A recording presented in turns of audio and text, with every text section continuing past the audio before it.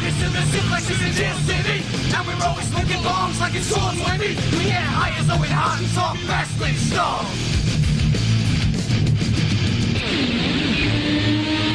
And it's hosted by Jim Vicious, Tyler Buzz.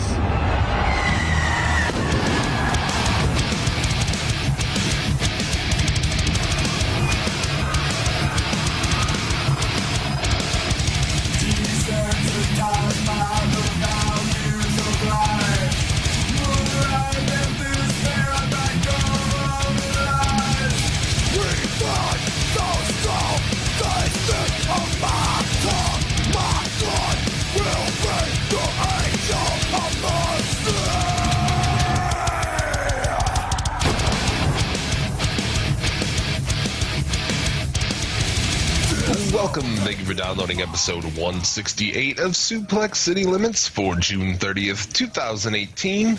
Pistol whipping bitches putting holes in motherfuckers. It's your boy, the King of Bong Style, Jim Vicious. And happy Canada Day to you, sir, my co-host. The enemy, Tyler Fudge. I think it's the second week in a row I've used that. But fuck it, I'm the enemy. Do you know your enemy? Do you know? Suplex City Limits available for listening where fine podcasts are found. You can follow me on the show Twitter at Suplex City Limit. Follow Tyler at The Federation. If you like the show, consider supporting it by picking up a t-shirt at Pro Wrestling Tees. Got a sale coming up here over the 4th of July period in America. Oh, it's not a Canada Day sale? No, it's not. It's not a Canada Day sale. So the American one it's 20% off. A Canada Day sale would have to be like half that, like 10 or something. Yeah, you get a toonie off. A toonie. July 2nd to July 6th. Save 20% on everything at Pro Wrestling Tees using the coupon code America. I'm going to be buying shirts, are you? You know, go. Come on, somebody, you got to buy our shirts. I might be buying your shirt, you never know. Buy our shirt. Yeah, we got 4 designs available. But yeah, any order over $75 gets a free wrestling collectible. You place the order on the first day, you get yourself a free autographed 8x10 of a wrestling superstar. Holy fuck, so I got to do this when? When is the second? When's the first? First is Monday, right? No, Sunday. So Monday. July 2nd is on Monday. Well, I'm buying. I might buy another Suplex City Limits t-shirt just to get the $75. Do it. I'll give you a shout out on the show. Or you can donate on our Patreon as little as $1 a month for the Brooklyn Brawler tier, which gets you nothing. You only gave $1. You're homeless like the Brooklyn Brawler. Or for a little bit more, you can become a producer, help bring Suplex City Limits to the masses, get yourself a shout out like our friends, the Mizcast, Casey, Caleb Morganfield, the infamous Chris Savage, B-Rad Brad, Kick-Ass Keith Martin, the Maniac Michael Thomas, the Rice-A-Roni Jabroni riding upon a baloney pony named Tony, Ty Lodi. Holy shit. That's a long one. That's all off memory. I don't have that written down here. Ian Jackson, Wrestling Soup, Much Love Joe, Mish, and Draper, and last but definitely not least, Jumpin' Jeremy Foltz. This week on the pot smokingest wrestling pod on the internet, the podcast of the Immortals. We're taking a look back. What do we got? NXT UK. We watched a weird New Japan show yesterday. I attempted. I watched a little bit, and then I quickly got sick of it. We'll talk about Raw, SmackDown, all the news of the week. Burbs is back. I assume he's going to have a response for Coddle as their feud escalates. I assume. And can I do my best Burbs impression? Yeah, go for it, man. Burbs. I always do it when we play Xbox. He'll join my party, and I'm like, "It's a boy, Burbs." Awesome. And of course, the Suplex City Limits top 3. So let's dive into it with this week's news. This week in the news, Bomb Squad sends dog at Japanese man can no longer walk. And much, much more. Over to you, Jim. Oh God, no! Oh, they're putting the dog on me. Oh.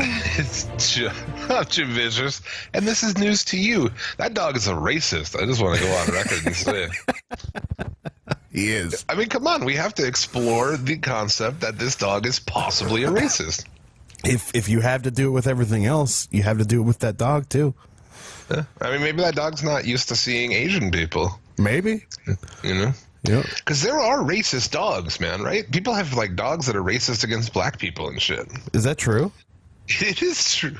Really? I didn't know that was a thing. I didn't know people wasted their time and stuff like that. Well, it's not like they trained it to be. I mean, maybe that'd be funny, right? If you some fucking like KKK redneck like fucking trying to teach his dog. We don't like black people, Sparky.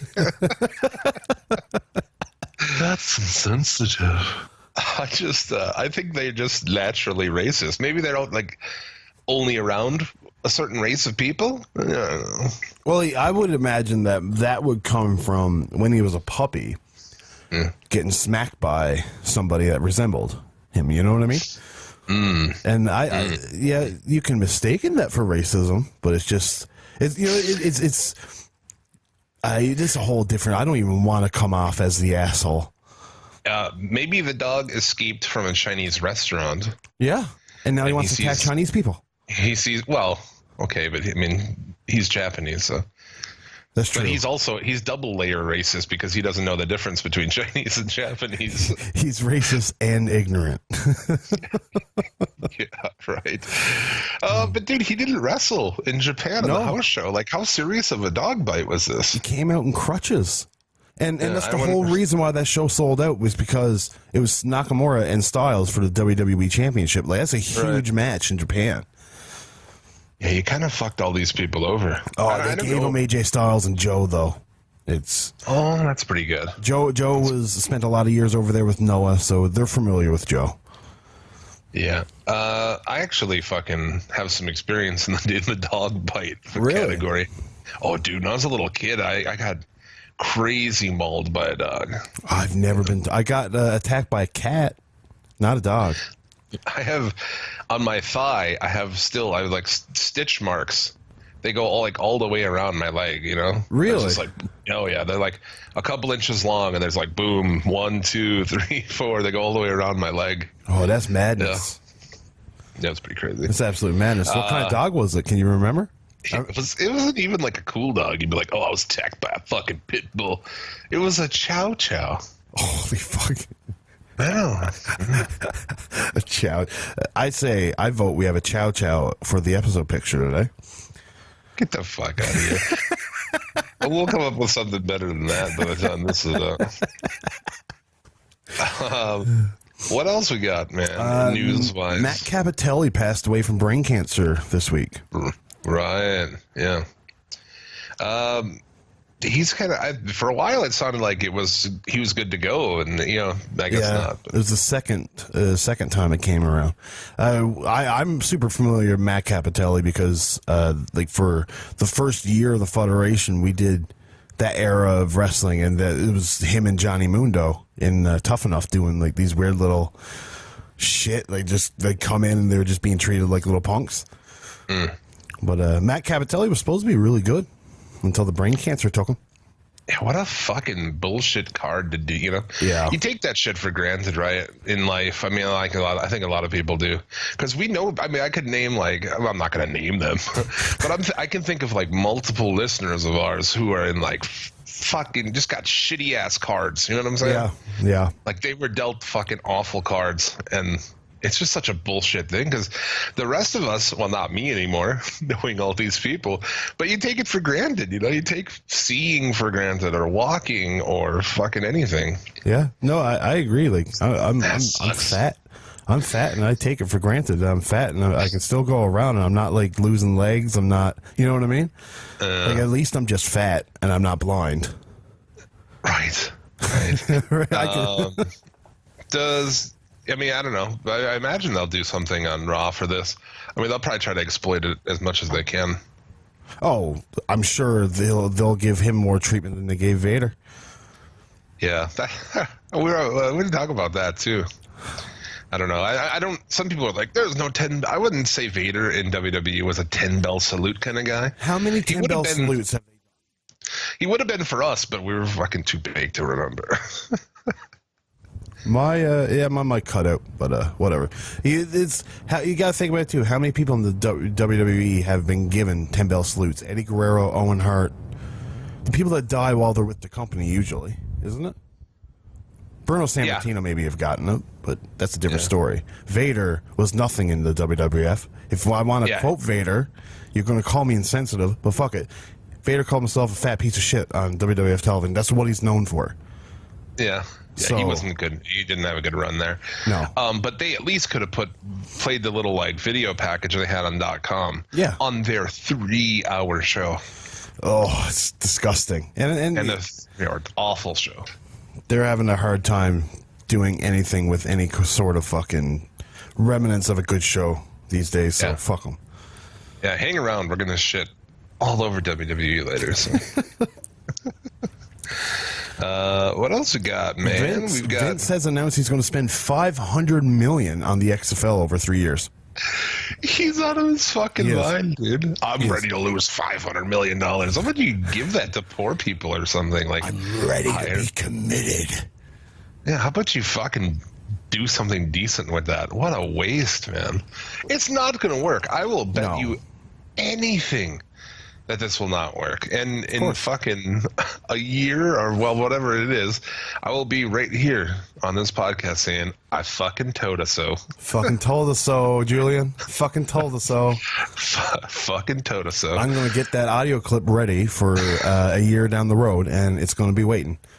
Yeah, I'm like, hey, man, remember when I said that Vince McMahon was going to lose his ass on this? There's no way. Even a secondary football league, first off, never worked, regardless. No.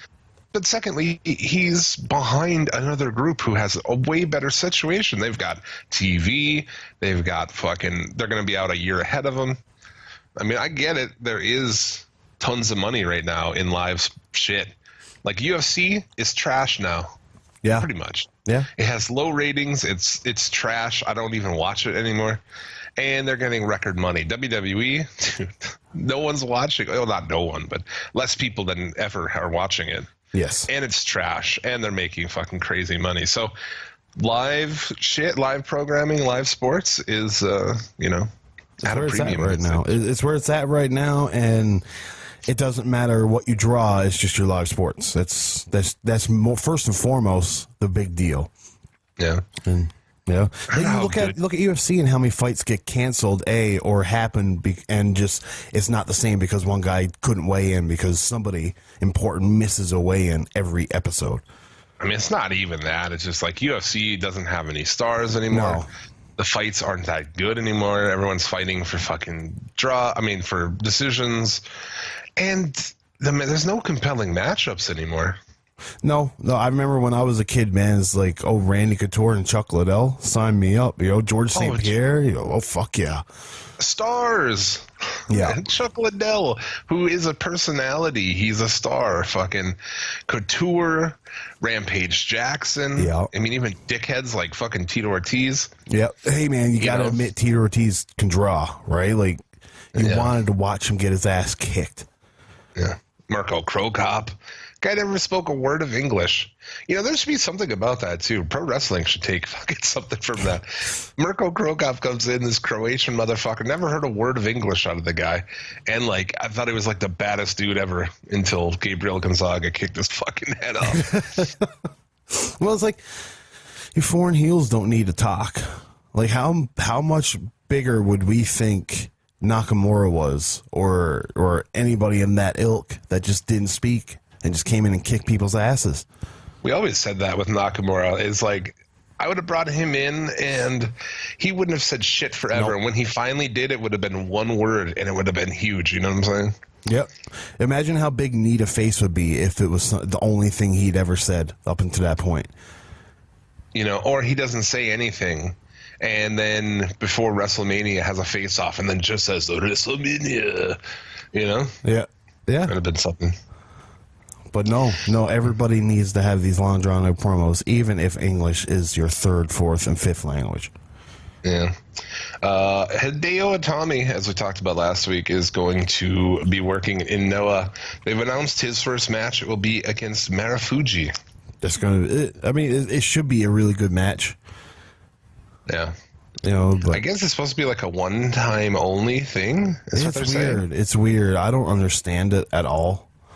But they're obviously trying to pride themselves in with some company in Japan because it's their only way to really be big in Japan.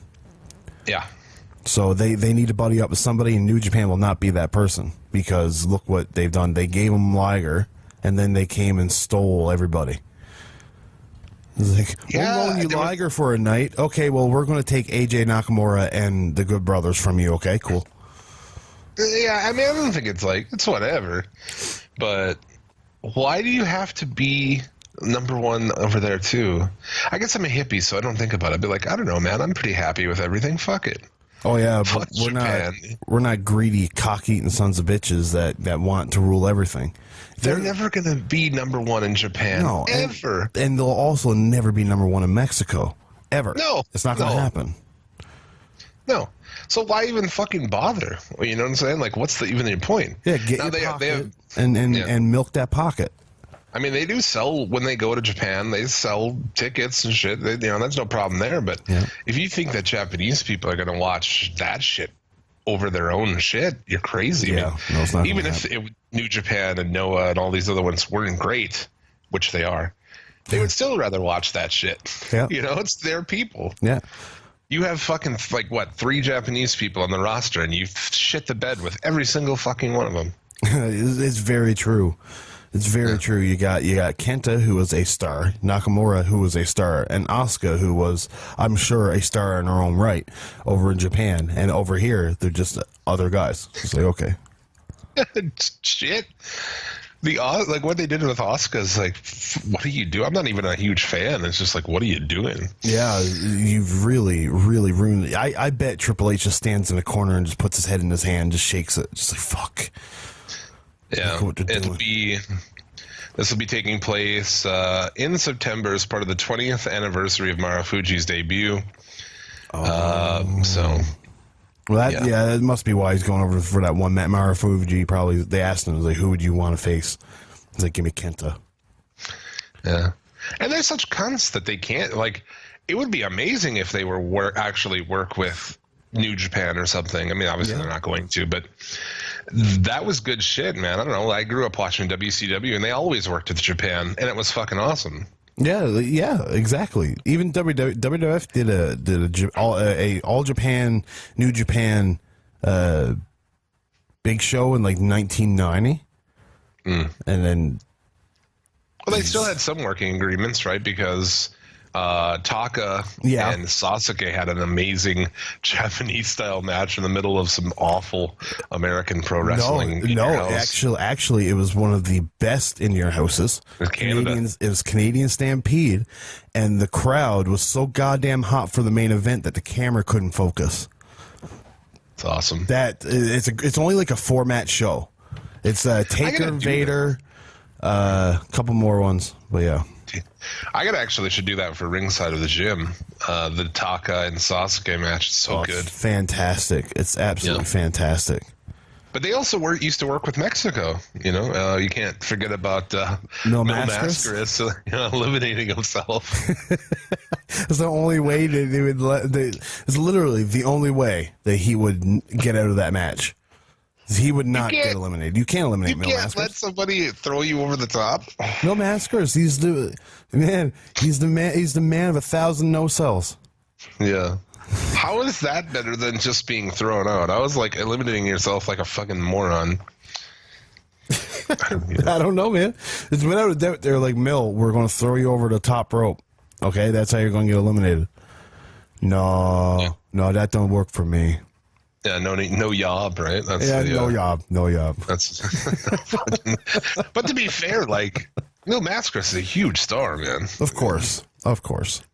Like, why even put him in the fucking thing? That's just it. At the end of the day, it's like I'd tell him to go fuck himself. You have to jump off the top, maybe, or that you just be like, go ahead, fucking dumb motherfucker. Whatever you If you want. want to look like an idiot, go for it.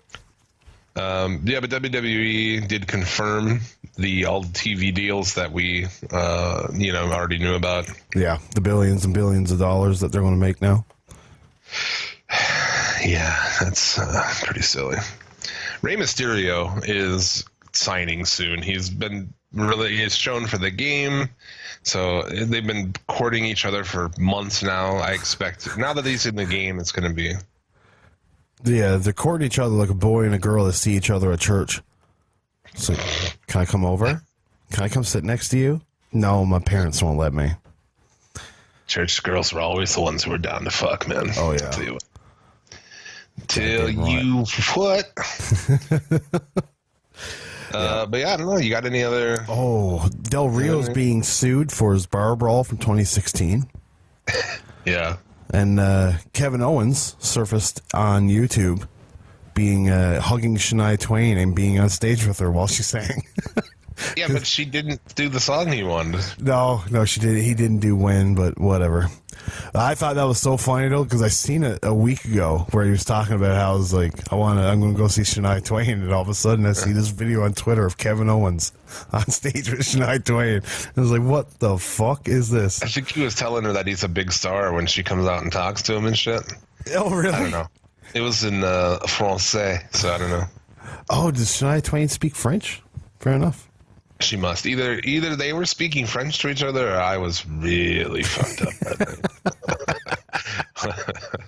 Either one is a possibility, I suppose. I believe you. I've been there. NXT takeovers are going to be starting an hour earlier. Really? I don't know why. That doesn't make sense because they're shorter shows. You think they'd start an hour later? Oh, wait a minute. Are these going to be 3-hour shows now? Oh, I hope not. Because the idea is that the shows will be under 3 hours. So. Oh, well, the shows have been going a little long lately, though. Yeah. You know what I mean? They've been going a little over the 2-hour mark. Yeah, that's fair. I think that's a great setup, though. I enjoy it. It's 5 matches. You know, it's just a perfect little fucking show. I agree. I think that if they shows too much. Yeah, I think they added more to the 5 matches every show. I think you'd really start to see that NXT's development. You know what I mean? Yeah. Like you can get your 5 good matches on a big show. After that, you're stretching it. Well, they have enough talent to do it. But yeah, I know what you're saying. But I don't know. I don't really have much other news this week. There was they had a tryout camp at the WWE. There's some names of note. Terrell and Terrence Hughes, better known as Devon Dudley's sons from TNA, who are actually Devon Dudley's sons. Do they wrestle? Where do they wrestle? They don't wrestle. They're going to start. They want to start wrestling direct at the WWE Tryout Camp. I guess they might wrestle. I don't know. Dude, he owns a school. If he wasn't training these motherfuckers, what are we doing? Then he must be training them. Then we had Do you know anything about them? Are they big? What are they? Well, they can you remember Impact where like they were on Devon's side and then they went with Elijah Burke instead or the Pope? I don't know. Oh, okay, fair enough. They're just generic looking dudes. That's all I know. So what year were they on Impact? When they were doing just before Devon entered the Aces and Eights, probably. So what are we talking about? Like 2011, 2012. So these guys, they're not like young necessarily. Oh no, they're probably in their mid 20s. Yeah, I mean that could be something. Yeah, I mean that's just like, what if this is like Mama Devon's hidden child? Like 2 of them, it'd be great. Blaster McMassive from Chikara. Rob Strauss, formerly known as Robbie E., the host of What Happened When, or not What Happened When. What is it? Why it ended? What Happened When is Tony Schiavone. Yeah. Rory Gulak. Oh, dude, no shit. Yeah, Rory Gulak was in it. They should sign Rory Gulak, man. I think so too. Like based on his old school shit, Like his whole story coming up is like fucking. What was his name? I was going to ask you, what was the name that he went by when he first came out? I can't remember it. Well, because he was a complete ripoff of Nick Mondo. Oh, Little Mondo. Yeah, Little Mondo. Okay. Yeah, Little Mondo. Which is fucking crazy, right? Like, Yeah. He's it's just so weird. Yeah, that'd be cool. And then there is Ava Story from Impact. She was already on an episode of NXT. I don't even know who that is. And Chelsea Green. Oh god, yeah, Laurel Van Ness, right? Yeah, yeah. So she was also there as well. So Chelsea Green can work. I mean, Okay, so let's go through this list. Which of these would you sign? I mean, obviously you can't see whatever their workout was, but I would sign Rory Gulak. I don't know who. I've never seen a Blaster McMassive match. No, me either. Just No out of idea. the curiosity factor that Devon trained his sons, I would take them because it's an easy tag team to have that you can easily push. Oh, especially, and you don't have the Ely fucking brothers anymore. So. Exactly. Well, didn't they only get rid of one of the Ely brothers? Yeah, they should have got rid of them both. How do you fire one twin? So true. Chelsea Green, I would hire, and then I would tell Rob you Strauss. would? Yeah, I would hire her. Yep, I wouldn't hire that I would bitch. hire her. I like the gimmick. I do. There's so many good women already. It's like, But there's also so many shit women there too. I don't know. I really don't like that girl like at all. No, I, don't I know. like Chelsea Green. Robbie E. I'd sign him. I'd sign him. Yeah, just because anybody can co-host why it ended. That is like, I don't. I think when you do a wrestling pod, maybe you don't listen to so many wrestling pods. I don't know. But I really like that show. Why It Ended is kind of my favorite one. I skipped this week because fucking Vince Russo. Russo, was it on was aggravating to listen to it. It really was. I listened to like 20 minutes and I was like, it's just the same shit. It's like, who do you think is more full of shit, Vince Russo or Eric Bischoff? They're like the biggest bullshit artists in wrestling. Yeah, but like you can get anybody to co-host that show because it's all Matt Coon. It really is. Yeah. Robbie E doesn't do is- anything for it. What is his new gimmick anyway? I haven't seen it. I've heard about it. The Robert Strauss brand. Yeah, what is that? I don't know. I don't watch House Hardcore. What do you think? I'm fucking stupid. You don't want to see fucking guys from the Spirit Squad wrestling? No, I really don't. I don't want to see Tommy Dreamer come out in his fucking dusty polka dot pants either. With his man tits and fucking fat arms waving around in the air. I don't give a fuck. His balding You listen head. to me, Tommy Dreamer. You stay off my Lucha Underground too. Yeah, you're fucking right. You're fucking right. Should have more respect for a Suplex City Limits Hall of Famer. Speaking of which, I forget to mention it a lot on the show. We have a Hall of Fame on Facebook. We've been putting people in there since like the very first episode of this show, and we did WrestleMania and the Hall of Fame. We're like, fuck this Hall of Fame, and it kind of organically we're like, hey, we should start our own. So we did.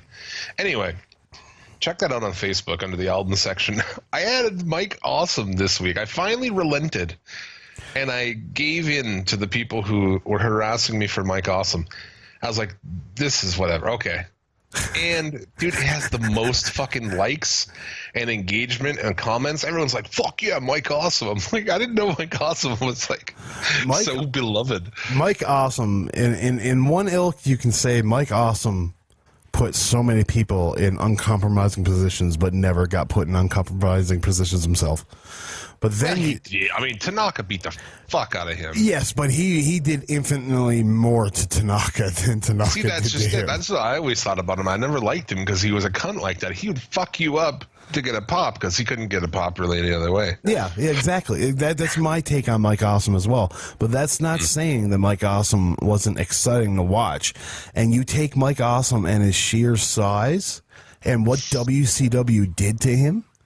What Vince Russo did to The him. fat chick. What was it? The fat kid. The fat chick Thriller. Yes. Like, come on, man. Like, Which one that do you prefer? 70s guy? Yeah, which one do you prefer of Oh, those it two? was definitely the fat chick killer. That 70s I guy. think That was like stupid him as being fuck. into fat chicks it is a better gimmick than that 70s guy, Mike Awesome. Are you fucking kidding me, man? God damn. We got to have that guy. And Mike Awesome, too, man. He, I mean, he was a big guy, size. He really could have been a big fucking star in WWE Oh, yeah. or something. He could have been. He was hired in the WWE at 2002, done a couple matches on Velocity, and then got fired. And then he killed himself, yeah? Well, then he came back for One Night Stand and then killed himself. That's a bummer, man. Yeah, That's a bummer. It is. It's a bummer. I don't know. Did he kill himself or did he just die of a drug overdose? No, I hung himself. Oh, was it really? Shit. Yeah. Must have been a tall ceiling. Or a tall fucking... he's pretty tall. That's Must have been a chandelier. Yeah, he must have had high ceilings in that place, so I'll tell you what. I don't know. Oh, strong ceiling, too. Not like that ceiling in Spruce Grove. Yeah. That's the funniest video I've ever seen in my life. Dude, yeah, the two worst people at getting away from a cop ever in that video. Man. It's kind of going around, so maybe people do know what we're talking about. Yeah, well, when she starts climbing in front of the camera, and then all of a sudden it cuts to the aisle, and she's just falling through the ceiling. It's fucking... she could have died. She was like a cunt hair away from dying in any direction. It's so shitty, dude. It's like two shitty Canadian fuckers trying to get away from a shitty Canadian cop. Oh, he was bad too. He really was bad. I like seeing the guy get tasered too. He runs and then all of a sudden just does a Mick twist and falls down. It's fucking amazing. Lars Sullivan broke his jaw against Aleister Black at TakeOver. Allegedly. I don't know why it took this long. He broke his jaw in that black mass that missed. No shit. I was like, allegedly, because it took so long for it to come out. Maybe they're like, to say he has a broken jaw, and I don't know what we're gonna do with this guy, because that is one of the most. That's probably the biggest botch of the year. It's right up there with Jinder. Oh, it's not as big as Jinder and Jeff Hardy, though. It can't be, because dude, literally Jinder watched Jeff Hardy miss him land on the ground, then Jinder did a flat bat bump. That's pretty bad. This was just so fucking bad. But evidently he's got a broken jaw, so I don't know. He'll be out for a while. I don't really care.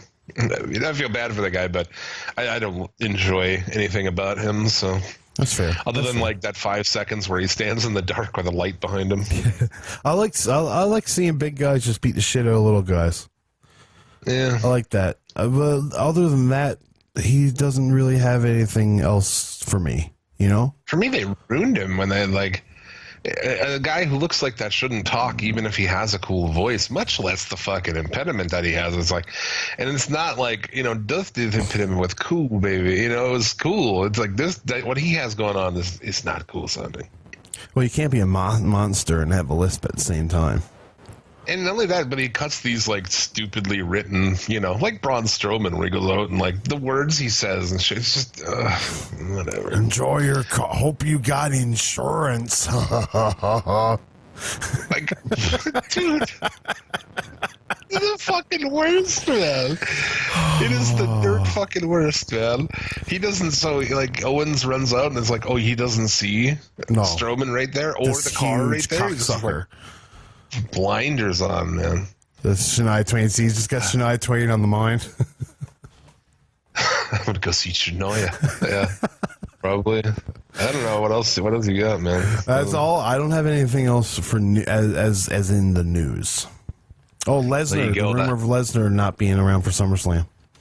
Do you give a fuck? No, fuck him. I fuck don't. WWE. This Universal title could easily disappear at Lesnar, and nobody would bat an eye at all.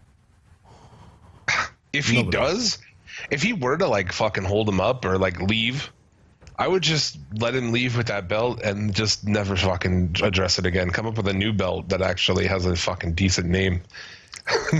Red.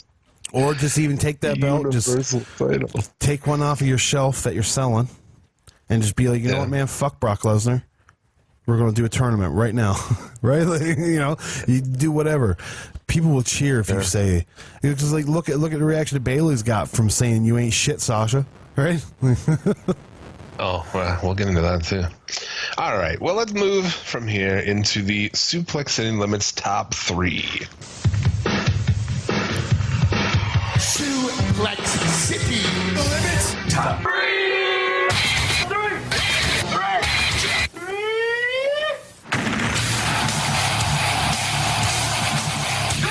Suplex City Limits top 3, our top 3 matches of the week, in a week that had a lot of good matches.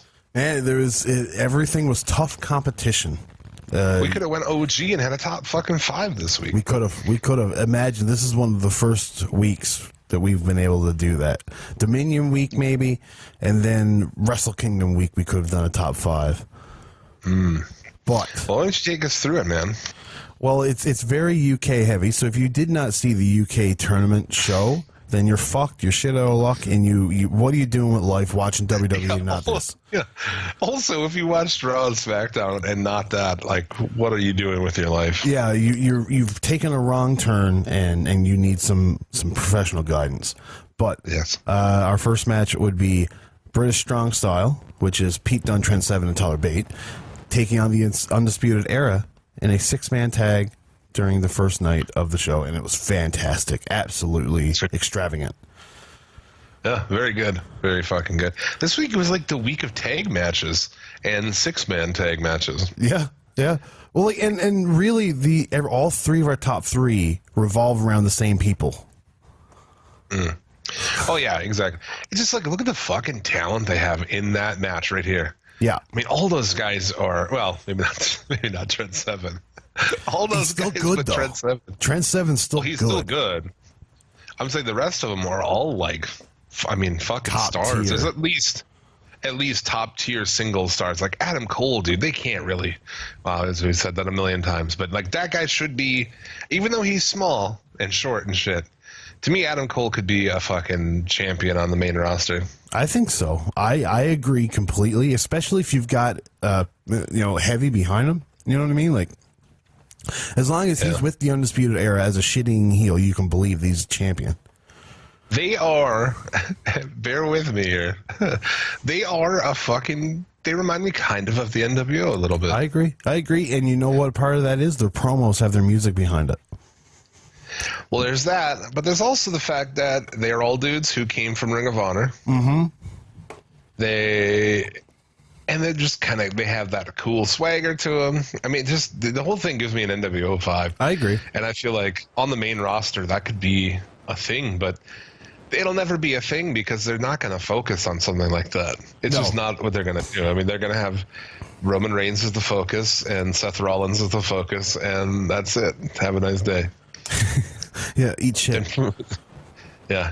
Speaking of which, all this talking about this does not make me enthused about the house show I'm going to tonight, by the way. Oh, you decided that you're going. I got free tickets. Oh, yes, but you said you might not go, so I didn't know. I don't want to. I mean, I still might not, I guess. Really. And we'll see. We'll see if I'm... Because that's how I do a lot of shit. I'm like, yeah, I'll do that. And then, like, it comes up and I'm like, oh, dude, I'm too high to do that. I don't want to fucking do that. So tell all the fine masses, what's the main event? We're in the middle of the top 3.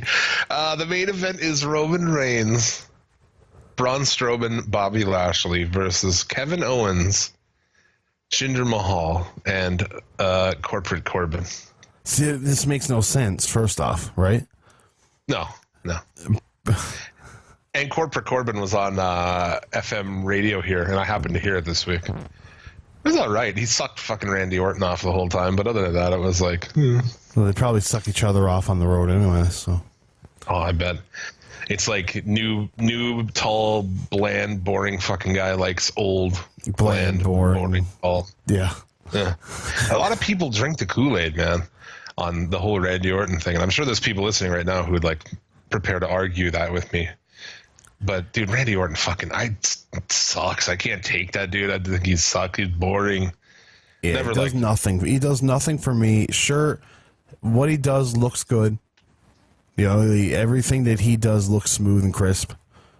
But even a guy like the Tuna Meltzer fucking loves Randy Orton. He thinks Randy Orton's great. But he'll never give Randy Orton a bunch of stars, though. You know what I mean?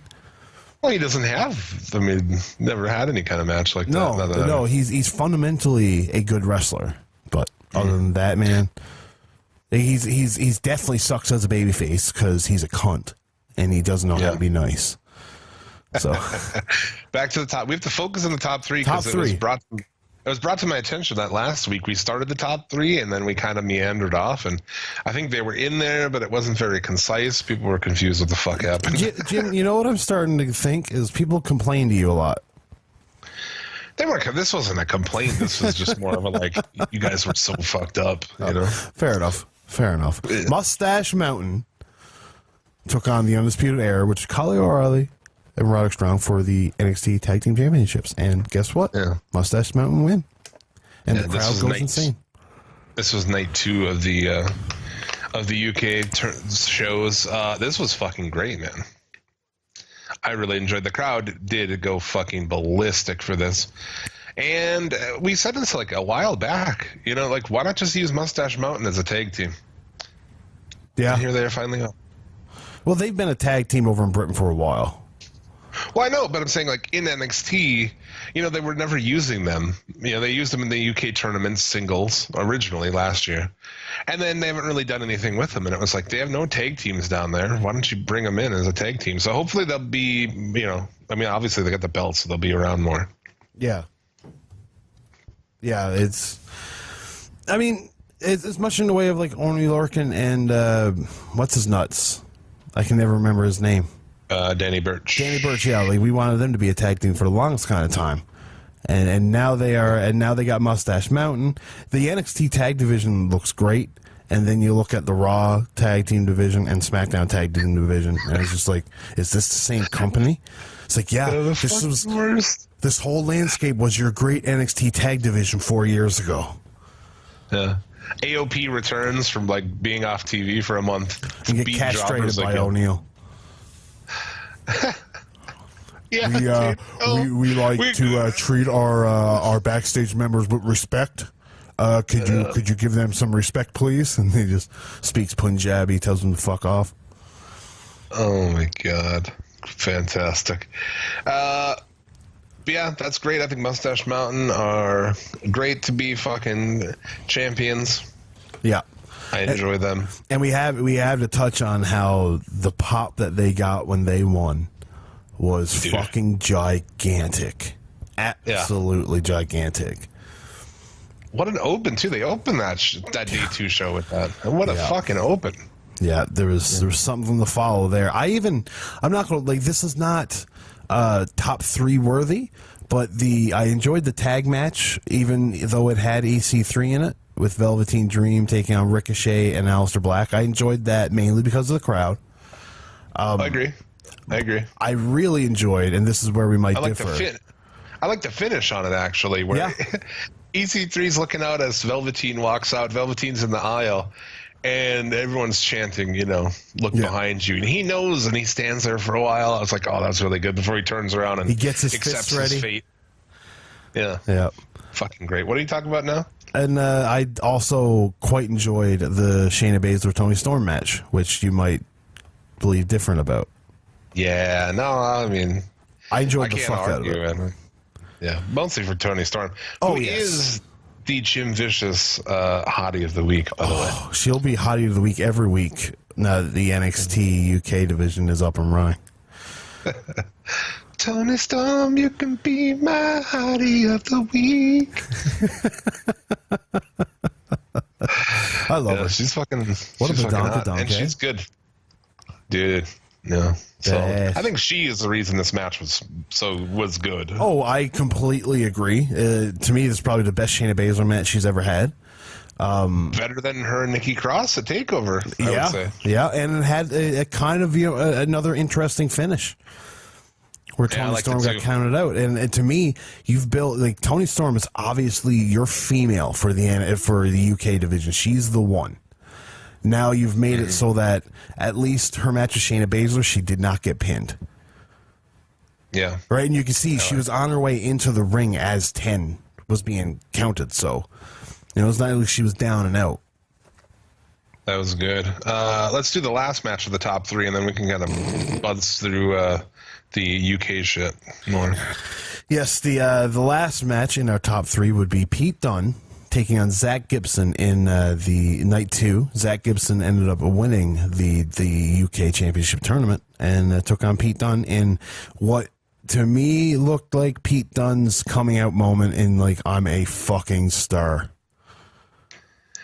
Man, dude just doesn't have bad matches. No. Yeah. And he took a guy like Zach Gibson, who is a complete unknown to me, and just tell me like, yeah, no, he's going to be big in our NXT UK division. Right? It's like right. You've already made him a main eventer for that show. And I thought it worked out great. You don't need Pete Dunne should not lose that title anytime soon. No, yeah, I agree with you fully on that. I mean, who else do you have that even would make sense? You know, Bate again? No. There's nobody you've built up enough for it, I don't think.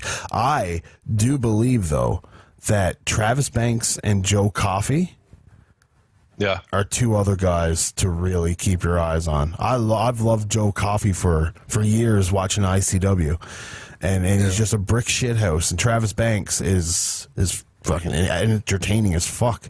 So, well, the Coffey brothers did an attack angle here. Yes, on Travis Banks, and I could live with Joe Coffey being able to, go through Travis Banks, and I can believe Joe Coffey beating Pete Dunne because look at him. Would he be a good champion, you think? Maybe if he stopped saying mercy. No mercy. Yeah. But yeah, no, so, I like him. Yeah, really good. These YouTube, that takeover the second day, the first day I didn't watch because no, other than the 6-man, because I was like, I don't want to sit through all these guys. Yeah. Jordan Devlin and fucking all these other dudes. So I'm just like, whatever. So if you watched the first night, tell me about it. Well, the first night, honestly, it's the quarters, semis, and finals, right? So, or it's quarters, semis, and finals. Matches were fairly short. They weren't long at all, and there was no standout matches, in my opinion. They had a 3-way. Actually, sorry, they originally had a 4-way for who would take on Shayna Baszler, but there was this was Isla Dawn, Killer Kelly, Toni Storm, and Ginny. Now, Ginny would become concussed early on in the match, and then they would edit it to make it look like a 3-way. So then it became Isla Dawn, Killer Kelly, and Toni Storm. Now, I will say, I think I could get into Killer Kelly if you give her the right opponent. Agreed, actually. She had a match on night 2. And I thought she was okay. I thought that other chick was fucking nothing. I was not a fan. No, you got 2 chicks wearing backwards hats. Come on, get that shit. Well, that one, man. She, she's not into dudes. I am gonna go ahead and guess. She just looked like every fucking like boy lesbian you see around town. You know. Yes, I know. I believe you. She and Mark Andrews could be like fucking. They could brother go around and say like, "Oh, we're brothers." No, just brothers. Just tape up her titties. Yeah, this is my brother. I think her name is Charlie too, isn't it? Yeah, I think it was actually. Charlie Morgan. Yep. And Charlie Morgan. Charlie Murphy. I'm not judging her based on the fact that she looked like fucking a boy lesbian. Just that she was not good. No, there was nothing to write home about.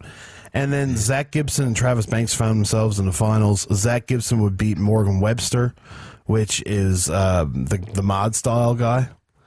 Yeah, what do you think of that guy? I think his gimmick is cool. I like he's just a 60s Brit punk pop, you know what I mean? He's dressed like all those bands, The Who.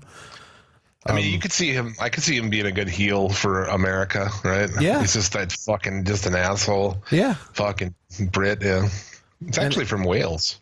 Oh, really? Like a boy, Babs.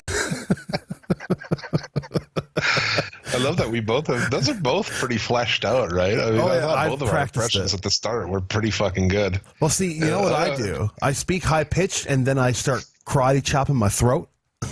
Oh, you do it like that? Yeah. They just use all natural vibrato. Oh, you're a beauty. Vibrato. But yeah, Zach Gibson would win.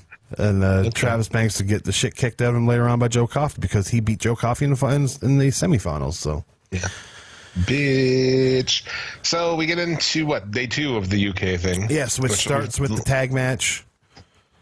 I just like overall these UK shows. The venue was fucking great. Oh, beautiful. Johnny Saint sucked.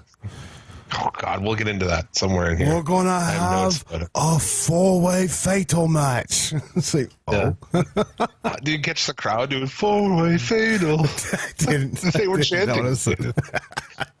UK crowds are the best. Man. See, the only downside I have to it is I didn't understand 3/4 of the chants.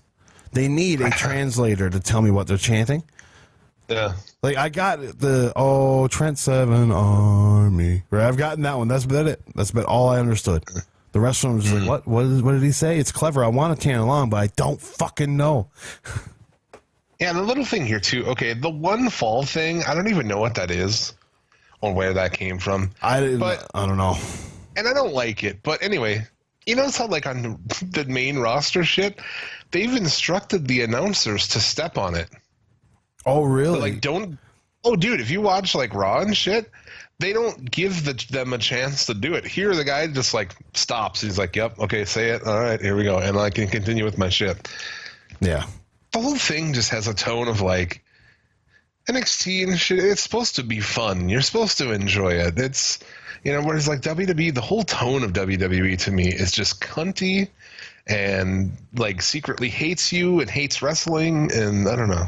They hate the whole culture. They do. And they desperately do not want to be a part of that culture. Yeah. So we talked about all these matches, really. We talked about the tag. We talked about Charlie Morgan and her backwards hat. They had Noam Dar. Mark Andrews. Noam Dar is the number one contender. That, right? No, we didn't talk about it, but Noam Dar is the number one contender for the UK Championship. Yeah, that's what 4-man fatal. Johnny Saint, dude, he's an SCL Hall of Famer as well. Dude, not going to work out as the GM. No. Holy fuck. No, he's abysmal. No. He really is. To me, though, why didn't Travis Banks go over? Why would you have Noam Dar, of all people? To me, that just makes your title seem Bush League, because a cruiserweight from 205 Live is the one challenging you. The only cruiserweight from 205 Live that I believe should challenge is Neville. That's the only one to me that makes sense. I actually forgot about that dude, and something reminded me about him the other day, and I was like, oh, fuck, yeah. I totally forgot about that guy. I do believe we'll see Neville come back for this. Dude, he's been sitting out this whole time. I think he's just waiting for his contract to expire. I think that I believe this is not any kind of, there's no validation to this whatsoever. This is just me with my own conspiracy theories. I think the WWE and Neville have secretly agreed to keep him off television, and he'll return here in this UK. The fuck out of here. It's only 2 days a month. 2 days a month. He gets to stay over in England the whole goddamn life. He can do whatever the fuck he wants. Works 2 days. I think he would be a star for NXT UK. And then you can just have him go, you can feed him to insert name here before he leaves, and they're a goddamn fucking main event. I just always thought that they just wasted opportunities with that. The 205, and especially at that point when that was like the highest elevation of that belt, when a guy loses it or something, that should be where he moves up into the main shit. He could have moved up into something with Balor and Rollins and all these fucking guys. That's what the cruiserweight thing should be. If someone establishes themselves, you move them up the card. Fuck it. I can believe it to a degree. But if you put it on guys like Enzo Amore, no. If you put it on guys like Tony Nese, no. But if you put it on a guy that is, he transcends everything, like you can give it to, what's his nuts? Cedric Alexander. Right? Yeah. And give him a lengthy run? Yeah, if he had a personality, yes. But if you gave him a lengthy run, yeah, sure, I can believe him going up there and rolling with Finn Balor and Seth Rollins and shit. But there's a lot of Mark Andrews. No, never. He's forever a cruiserweight, if that. Man, Drews, fuck you and your band. I like his in-ring work, but yeah, I don't like him either. Like his music sucks, and it's like it's his own shitty band, which is like makes it suck even more. Like I like Blink-182, and the fact that he's got a move called Stomp 182 helps me a little bit. But the whole Blink-182 ripoff band, no. Blink-182 is the only shitty band like that I tolerate. And we talked about it before, at least a long time ago, but yeah, that shit is just like the enemy of me. Yes. Oh yeah. Jim hates it with all his passion. Pop punk is like, you go fuck yourself, man. Yes. No, I agree. It's a flawed. But the only thing is, Blink-182 didn't really start out as pop punk. You know what I mean? Yeah. Once My Age Again came out, they turned into pop punk. But like Dude Ranch has a bit of an edge to it. Yeah. When I came from, punk had fucking balls, man, and we go to punk shows with low ceilings and fucking people coming out of the pit covered in blood and fucking violence and just real punk rock shit. You know what I'm saying? So like, I'm sure you respect it. You respect the fact that like you're like, I can see how fucking like OG hardcore punk people hate, like, you know, it was basically Suburban Kids, like those bands too. Yeah. You know, like Suburban Kids, like, wow, these bands are awesome. We should start a band like that. But we don't have any problems or, you know. Yeah, exactly. That's exactly what it is. We don't have any obstacles in life. So we write songs like all the small things. Yeah. Yeah, that is true. Actually, the story behind all the small things was the record company said we need a hit. So he wrote it about his wife. And he's like, okay, this is our hit. But, no, I agree. Like, but Blink-182 is just who got me into all these hardcore punk bands. I would never have known about punk rock if it wasn't for Blink-182. So it's one of those things where I respect it in that way, and I completely understand why people that grew up listening to punk look at Blink-182 and just raise their nose, because I'm the same way with certain music. Yeah, about as light and fucking frat boy as I allow in punk is like Pennywise. You know? Like back in the day, like Pennywise was my outskirts of punk. Is like I like Pennywise a lot, but they're like that's about as light into punk as I will fucking go. I get you. That or maybe like a Rancid, you know, Rancid and Out from the Wolves and shit like that. Descendants is pretty light as well, but I love the Descendants. I fucking love them. I never got into that band. But we should do a fucking special punk rock episode. We should just do a punk rock show. We could. Really. And we'll get fucking Paul Johnson on. We'll get all kinds of other people on. Music personalities. It'd be fucking great. There you go. Maybe. Maybe. Keep donating to that Patreon, man. Motherfuckers. Do it. This brings us to Adam Cole and the Classic Wolfgang, which this match I'm not a fan of.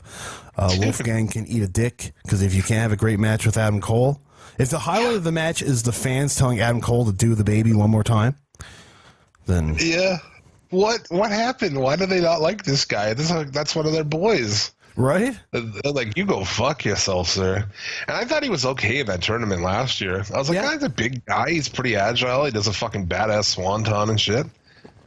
But I don't know. Against Adam Cole, it's like that big Cass and Dan O'Brien thing, man. If you can't have a good match there, then you might as well pack your bags and kiss the whole dusty trail, baby. I mean, I like that guy. I just didn't. The crowd was just like, nope. We like it. We like Adam Cole. How big was that pop, too? We're talking about pops on this show.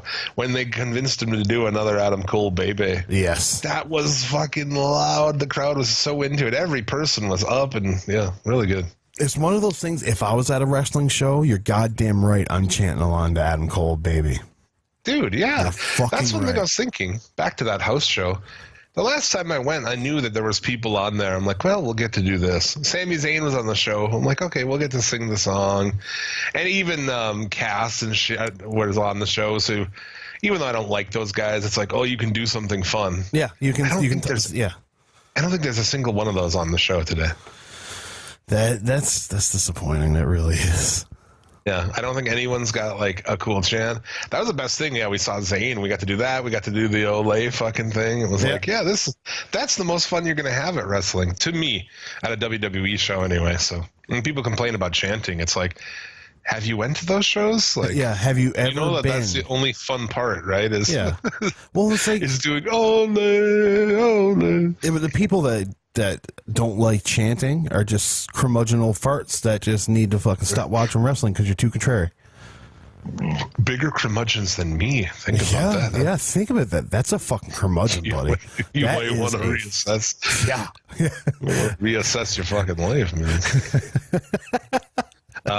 So yeah, that was it. Holy fuck. Yeah. A lot of wrestling on that, but There was. It was a good, what was it? All in total, 5 hours of wrestling. yeah, a lot of good shit in there. All our top three. So what are we going to talk about next? You want to talk about just the NXT while we're at it? We might as well just talk about that, the NXT show. And they did announce after this. Did you notice the subtle differences? The first night they had the WWE turnbuckles. And then Triple H and Johnny Saint came out and they announced that this is going to be the UK division will be NXT UK. And then the next night they came out, NXT was plastered on the logo. They had the NXT turnbuckles. It's completely changed. So Nice little touch. it is. I liked it. Hopefully, I know that I was pretty down on the NXT UK stuff before. But after watching this, I think this is going to rival NXT for the best hour of television in the week. Yeah, could be some really good shit. Yeah. On the regular NXT, I mean, a lot. Aleister Black came out looking like a metal dude on his lunch break at a call center. You like see that dude in the break room eating a sandwich. You're like, oh, that dude's in the metal. Yeah, it's like I gotta be cool. I gotta be nice to that guy. He looks like he might hurt me. I hate the whole dress code thing. It's so dumb. Yeah, Let that guy come out dressed as he's dressed, and he does. These people don't look cool when they're arguing dressed like fucking dudes at a call center. It's just dumb. no, with his shoes and no socks and shit. Come on, man, I hate that shit. The worst thing that can happen is he comes out in sandals, Birkenstocks at that. Oh, like fucking Ricochet with his no socks. Oh, that's great. Sweaty ass fucking feet. I don't wear socks either. I mean, don't get me wrong. I've Oh, worn if I'm wearing socks. shoes, are you that fucking serial killer-ish? Will you not wear socks and shoes? Is that a thing? Will you do Yeah, that? I wear like the shoes I wear are like skate shoe boat shoes. If they're Okay. making that boat, I think they call them boat shoes. It's like a Vans loafer kind of thing. Yeah, I get you. Yeah. You. I've had don't wear DC socks. versions of those. I can understand not wearing socks in those. Oh, dude, these are actually DCs. Yeah. Okay, yeah, I've had them. They were gray with white pinstripes. I fucking love them. And then there was if I have sneakers. Oh no, man, sweaty feet, and then you take your feet out, and the sole comes with it. No, man, I'm not fucking with that shit. These are the only shoes I wear, but they set up the match with Black and Ciampa is going to happen. That's going to be fucking rad. Yeah, that will be. I've liked what Ciampa's been doing on social media too, and releasing videos of God of War where he's fighting the first god, and it's so good because he does look like Aleister Black and he does look like Ciampa, so it's really fucking dope. Yeah, and this segment was good too. I thought a talkie segment. Actually, not that bad. I like talkie segments if they're going somewhere and there's passion behind it. I don't like these talking segments where Alexa Bliss comes out and talks for 15 minutes and then nothing happens. You know what I mean? That can You go don't fuck like itself. that? Well, see, I like looking at Alexa Bliss. I think she's a good talker, but there's no point. There's a beginning and no end. It's just the same stuff just rolls on through. But I would stick my dick in her mouth anytime to get her to shut up. Kona Reeves beat somebody. I thought this was over. I was just thinking about that like last week, 2 weeks ago. I was like, oh, they must have gave up on that stupid Kona Reeves shit. No, Nope. awful. No, it will never be shit. That guy will never be shit. Feathered hair is shit. Do you get the fucking like knockoff? Flair? Oh, you get like a knockoff Flair from that? Yeah, I do. I mean, I could see that too. I get a knockoff. I get the cheapest. You go to the dollar store and you pick up the Dick Flair, fucking a knockoff Ric Flair figurine. You get Kona Reeves. You know what I mean? It's G.I. Joseph. It reminds me of G.I. Bo, Canadian hero. Captain Canada, baby. Amazing. But yeah, so we had that. Candice LeRae defeated Lacey Evans. LeRae is just better than most of the women on this whole roster. Is horrible. Yeah, there's another one just fucking trash. They keep trying to kind of do shit with her. And it's like, dude, she's awful. Fuck her. Yeah, leave her alone. Let her die in a fucking hole somewhere. Probably my favorite part of the whole show. Oh, heavy machinery, baby. Grilling meat. Yes. Some sausage, Tucky. Tucky and Dozer grilling up tons of fucking meat, man. But why was it not steaks? Why were they cooking sausage and not steaks? The sausage is fucking delicious. Yes, but they steaks and weights, bro. Steaks and weights. Oh yeah, where's Dozovich from? I don't know. Do you know? Like he'd be. No, but I mean, he's an American, right? So he seems to me like the kind of guy who would be from this part of the country. He's probably from Wisconsin or something. He was. I'm looking it up right now. As soon as you type in, okay, if you Google Otis Dozovich, it's a bunch of pictures of Otis Dozovich and one picture of Mandy Rose. We'll find out where he's from.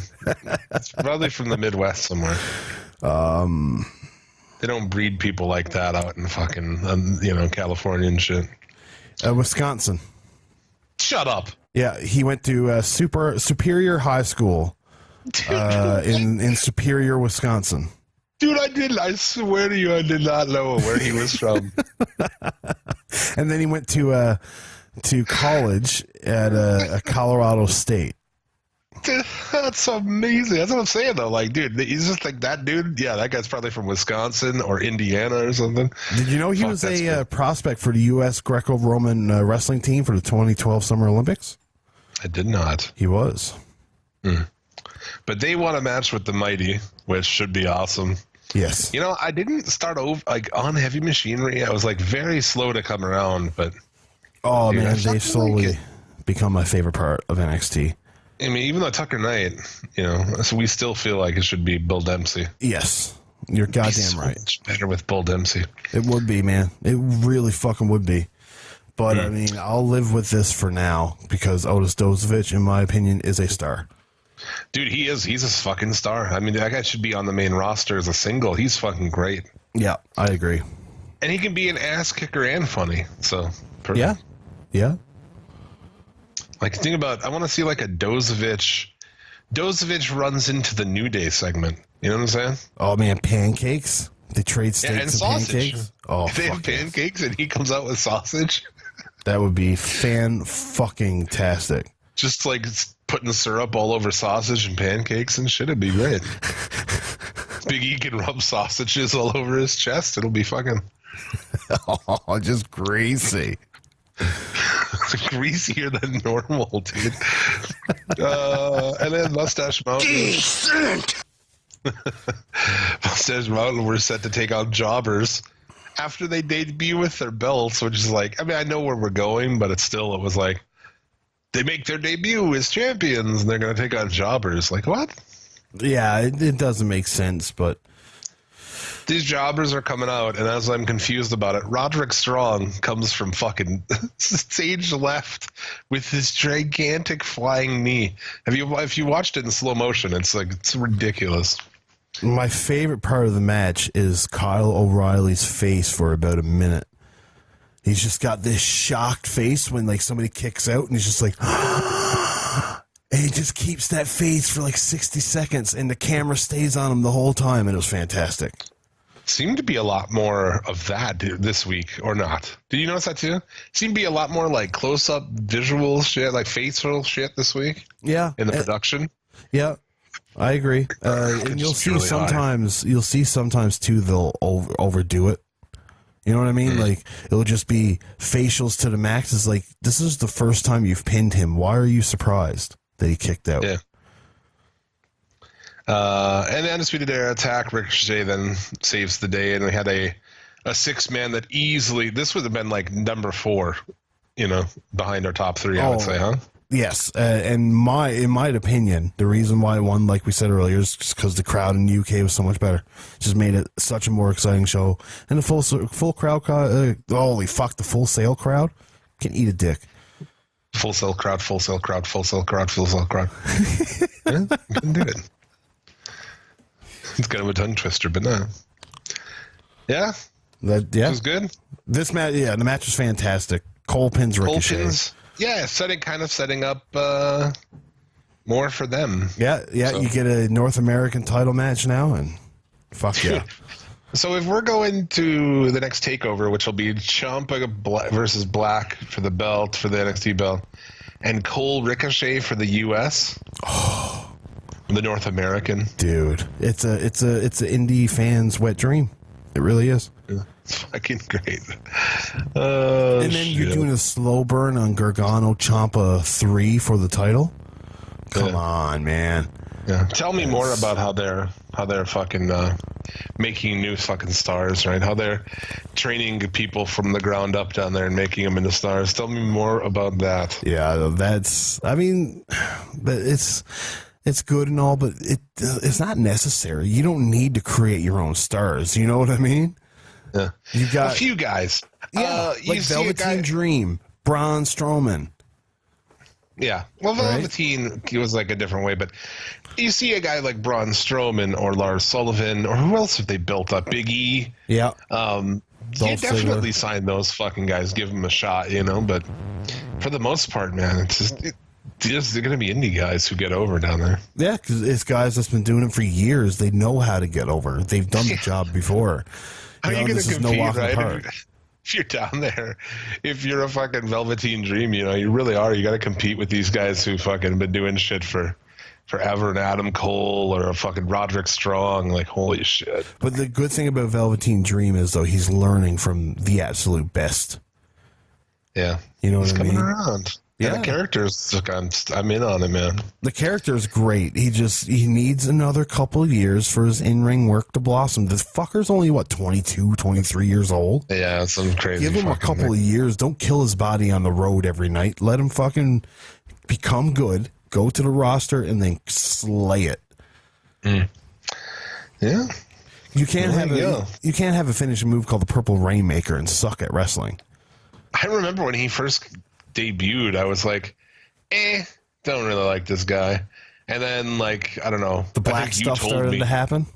No, I think you told me that, like, his finish is the Purple Rainmaker, and I was like, that's okay. All right, I'm in. Purple Rainmaker. Oh, fucking hell. Yeah, Velveteen mouth rubs too, baby. But yeah, no, that's NXT. Yeah. NXT was it was a good show. It was very back end heavy. The first part wasn't that good, but fuck it. And now it's time to check in with our boy Babs. Babs. Oh, I am in such a good mood. The weather is amazing. Got a spliff roll, nice drink, and I'm gonna chill out with a nice podcast. Make me feel chilled as fuck. Awesome. Jared's hot takes. Fuck yeah. Jared's hot takes. Oh, he's gonna be pissed that I destroyed his friend last week. That fucking coddle bastard. Oh, fuck yeah. He did a rap against you. What? You're not back. What the fuck are you doing talking again? You know, Lotso, he said he was gonna fight me, and Yeah? I'd fucking destroy you. Back in 1988, I got into a fist fight with the Queen of England. No, you And I didn't. beat the fuck out of her. I beat the No, you didn't. didn't make the papers because it was so embarrassing No. for the United Kingdom. I beat her, like the colonialists. Fuck you. If you want to fight good old Bob Cotton, Yeah, I do. you come on down Where? to Charlotte, North Carolina. Right. You can find me at my favorite local diner. Eating corned beef hash. And if you Yeah. open those doors, I will beat the fucking bricks off of you. Coddle! Ignore him. Forget about him. Just focus on this. Right. Right. Suplex City Limits. It's your boy, the one and only, your boy, Fred. What's going on, guys? The weather has been amazing. I've been out in the sun. I've been getting drunk as fuck. I've been getting high as fuck. And I've been listening to Coddle chat shit again. Listen, Coddle, if you want to sort this out like a fucking adult, man to mongoloid, let's sort it out. I don't know how, I don't know where, but we should fucking sort something so I can beat the corned beef hash out of your ass. I'm just, no, that sounds wrong, but you're not, just, You and me! Let's make it happen! Ugh, right, sorry. Right, yeah, so, how you doing, guys? Hope you're good. Let's get on with bitching with Burbs. They say that WWE stands for World Wrestling Entertainment, but recently I've started saying it stands for What Was Entertaining. I know it might be like copyright, but fuck off, I come up with it first. They should have learned their lesson with the WWF and the Panda War, so fuck you! Anyway, right, basically, I don't watch it live anymore. I've got a new game that I like to play, and it's fast-forwarding it all the way until I see something entertaining. And that's what Was Entertaining is all about, you get me? And then I tell you about it. And it's hardly fucking anything! So, recently, WWE have started a competition for their new WWE 2K19 game, right? It's $1 million challenge, and if you can beat AJ Styles on 2K19, you get $1 million. Sounds fucking great, and I was gonna beat him down like I've already done with Coddle, and I will do again! I was gonna beat AJ, but I thought, nah, fuck it, because I figured it out. I wouldn't even get $1 million. I'd only get £757,000, so where's the fucking point? Me good mate Shin, he's been bitten by a police dog apparently at a live event. Why the fuck would a dog fuck with me boy Shin? Like, he's no drug dealer or nothing. And besides, if I was a dog, I wouldn't fuck with Shin. He'll make mincemeat out of a dog. Like literally. Not that I don't feel sorry for him now, but when I first seen this surface online, I felt really bad for him. I thought, oh shit, me mate Shin has only become another victim of Jared's dodgy fucking wolf lamps. I'll make some points about Raw and SmackDown, but don't worry boys, this is only gonna be a short one, just like the feud with Coddle, cause he can't handle it. Hey, Kurt Angle sees Bayley backstage and tells her that Sasha and Ember Moon are gonna be facing 3 members of the Riot Squad. I wonder which 3 fucking members he means. What a fucking idiot. Big Boss Man and his doppelganger finally come out after fucking weeks of I don't know where the fuck they've been and have a squash match against Mario and Luigi. Well done. Powerpuff bitches backstage break the photographer's camera taking pictures of Jinder, and he was going all pissed off about it, but then he realised it wasn't his camera, so fuck it, he's alright with it. What the fuck? Let's make it clear, Bayley has not turned heel. She's still face. If you were Bayley and had a mate like Sasha Wanks, you'd punch her in the fucking face too. Fuck Sasha Wanks. Mojo Rowley comes out, takes the piss out of Afroman's entourage, trips this pedo-looking motherfucker for how he looks. Ironically, all whilst they're stood right by that Weird Al-looking motherfucker in the crowd. And speaking of that Weird Al Wankovic fuck up in front row like at 99% of all events, never had a pussy cuddle in his fucking life, never impressed with fuck all, politely claps his hands when he sees incredible shit. Everyone's speculating all the time about who the fuck he is. After some research, I found out who the miserable cunt is. He's fucking Meltzer's daughter. Bayley is told that she needs counselling for attacking a wrestler in a wrestling ring, in a wrestling arena, during a wrestling event. In other news, Strowman pulls a wall onto someone and gets fucking retweeted. See? If you played my What Was Entertaining game, where you fast-forward it to the entertaining bit, you wouldn't have had to miss out on your precious masturbation time and had to watch Raw all the way to the end just to get a Dolph Ziggler main event to be fucking interrupted by Isis Jitpop, Jinder Mahal, and the big dog Roman. Are you kidding me? Another fucking tetanus? Oh, I've had a needle for this shit already. Right, Lana and Naomi are backstage on SmackDown. They bring out the fucking glow bitches who were slagging them off last week on a rap battle. Ah, yeah, that makes loads of sense. Well done. Corey Graves with a nice little Benoit reference during the Hardy and EY match. He says, like a noose, just stopping the airflow. You can hear the exact point where he realises that he fucked up and he just starts shutting down slowly. It's just amazing. Fuck you, Corey. Fuck you, Coddle. I'm calling it.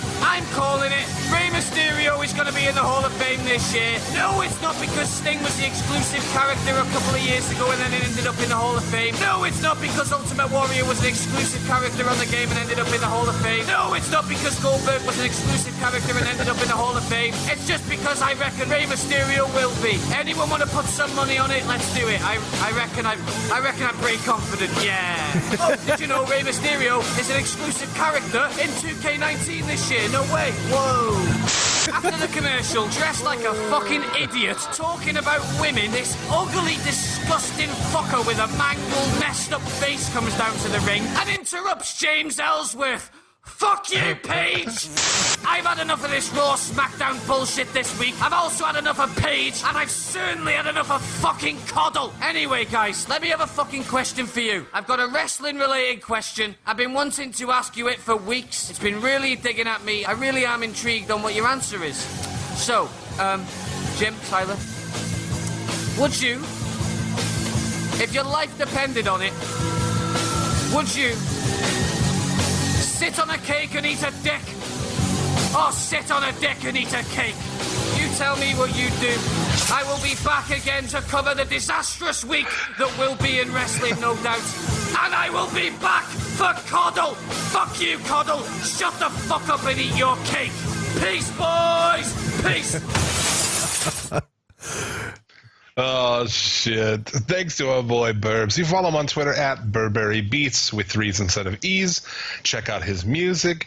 Check out the Bitchin' with Burbs YouTube channel. All these segments are uploaded later on. Also, some of the parody songs are up there. Boring Us is up there in its entirety. So check that out. Subscribe, share it around.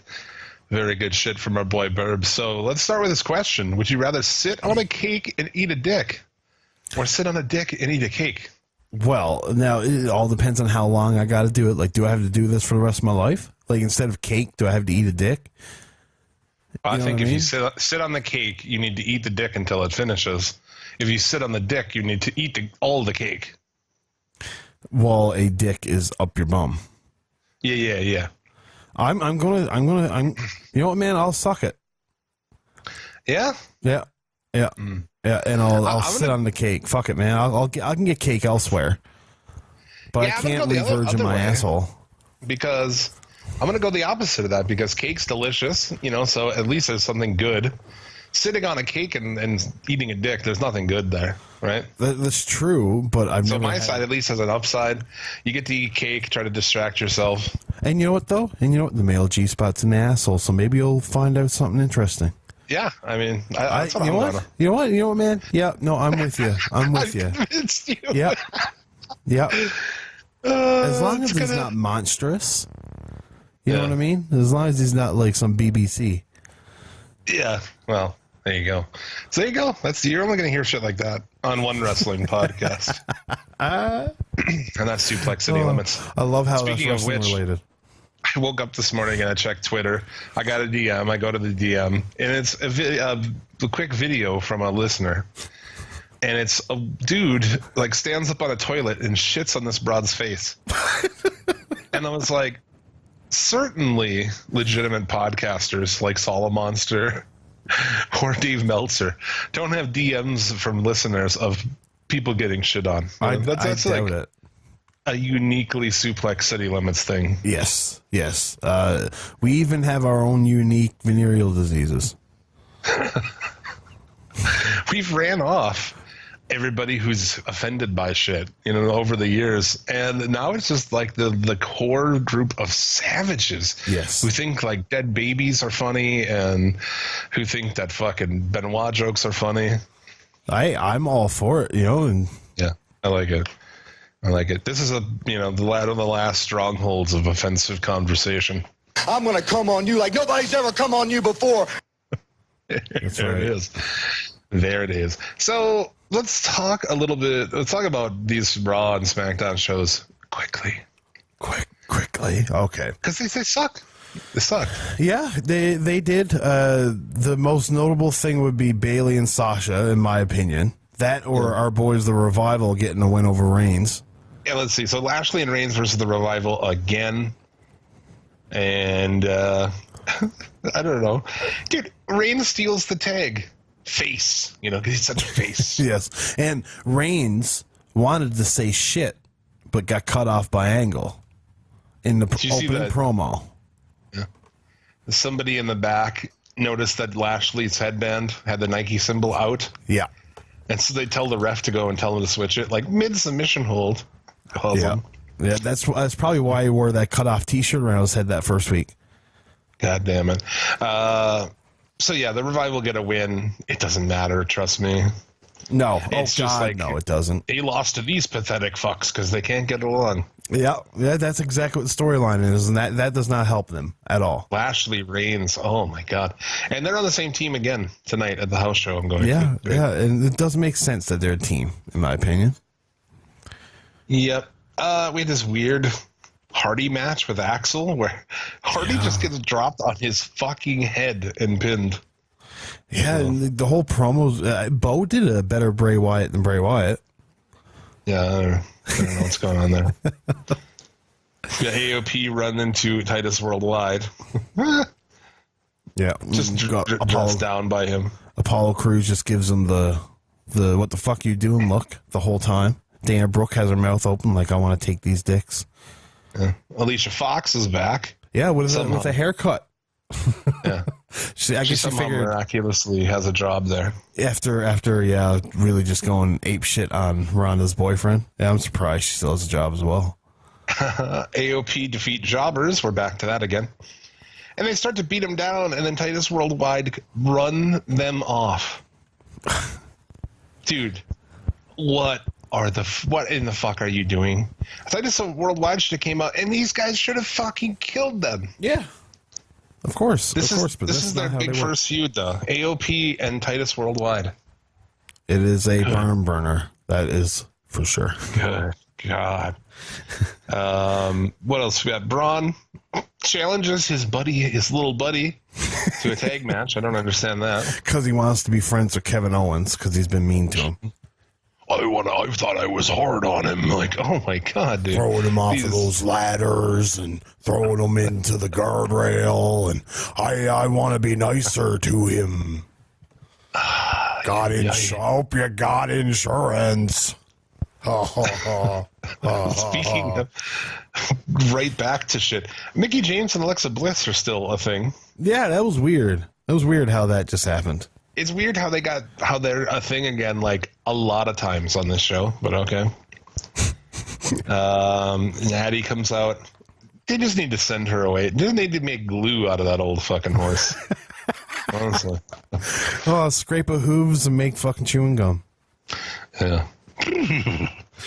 Natty with Nia defeats Bliss and taps Bliss out, which I don't know what you're doing there, but also Nia's a face again. Yeah, I don't. It's so she's Big Show. Dude, the turns in the last month, she's turned like she was face, and then the very next week she was a heel, and now she's back to a face again. There's no saving it. Yeah. If they were planning on having Bayley booed here by attacking Sasha, that went horribly. Oh, there's no way, because even the announcers were like, "Oh, we've seen this coming. Sasha's getting it now," right? You know what I mean? So if they wanted people to think that she's a bad guy, even the commentators fucked it all up. But I mean, Sasha's been a fucking dick to her for a year.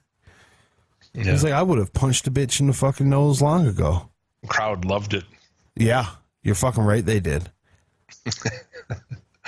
No way, Jose and Mojo. Yeah, Mojo just takes the piss out of a cheeseburger named Todd. And the crowd fell in love with Todd. And they just started chanting Todd. I actually thought Mojo did a pretty good job here. I agree completely. Mojo really, really shone in this. I think the fact that he's got a tan and he's no longer pearly white and he's no longer acting like a douchebag, he's just a dickhead, I think is great. Yeah. Next week, Bailey's going to counseling. So great. Yeah, I'm sure we'll see the return of Dr. Shelby. Yeah, and we get that whole Braun, just the nonsense with the flipped over car, and it's smoking because I don't know why. Yeah. Why would a car that's turned off, flipped upside down, smoke? It wouldn't. And then you got the two biggest fucking Riri looking guys in the world with fire extinguishers. Like, did you see the facial hair on that guy? There's no way in hell he's not a wrestler. Oh, yeah. He's got to be a wrestler with that stupid Jeff Hardy facial hair. It's just fucking Looney Tunes shit. That's all it is. It's like, it's fucking Looney Tunes. It sucks. And main event was actually a really good match until they pissed it away. Don't do that, dude. Don't do a fucking 25-minute match and then 27 minutes and 47 seconds. almost 30 minutes, and you got a fuck finish. Man. Yeah, McIntyre pulls the ref out. Reigns comes down and takes out Ziggler and McIntyre. Great. Yeah. They got a little bit of a cheer out of Reigns there. A little bit. Yeah, for the save. But, I mean, he's saving Seth Rollins. Everybody likes Seth Rollins, so... Yeah, and fuck WWE for not playing a Vader vignette on a show that's 3 hours long and had just nothing. That's the thing I wanted to, with SmackDown too. It's like they waste their time. I don't even understand. I'm trying to get a handle of like where it's happening or what's going on. But on a 2-hour show, SmackDown, nothing happens. They accomplish so little week to week. It's unbelievable, man. I agree completely. Like, you watch Impact as a 2-hour show, a lot of shit happens. There's a bunch of matches. There's a bunch of angles. Like, they get all the angles, all the matches, all that shit in there. How is this show move so slow? Raw I can understand because they got 3 fucking hours. SmackDown, They got 2 hours, and they only do a couple segments, but yet there's like 20 guys missed off of the show every fucking week. Like look at Andrade Cien Almas. Was what? Oh my god! Is that a noise in the mic? I don't know. Yeah, it sounds like it's from your mic. It sounds like a fart, doesn't it? It did. It did. Holy fuck! You ass over there. This podcast has literally gone to shit.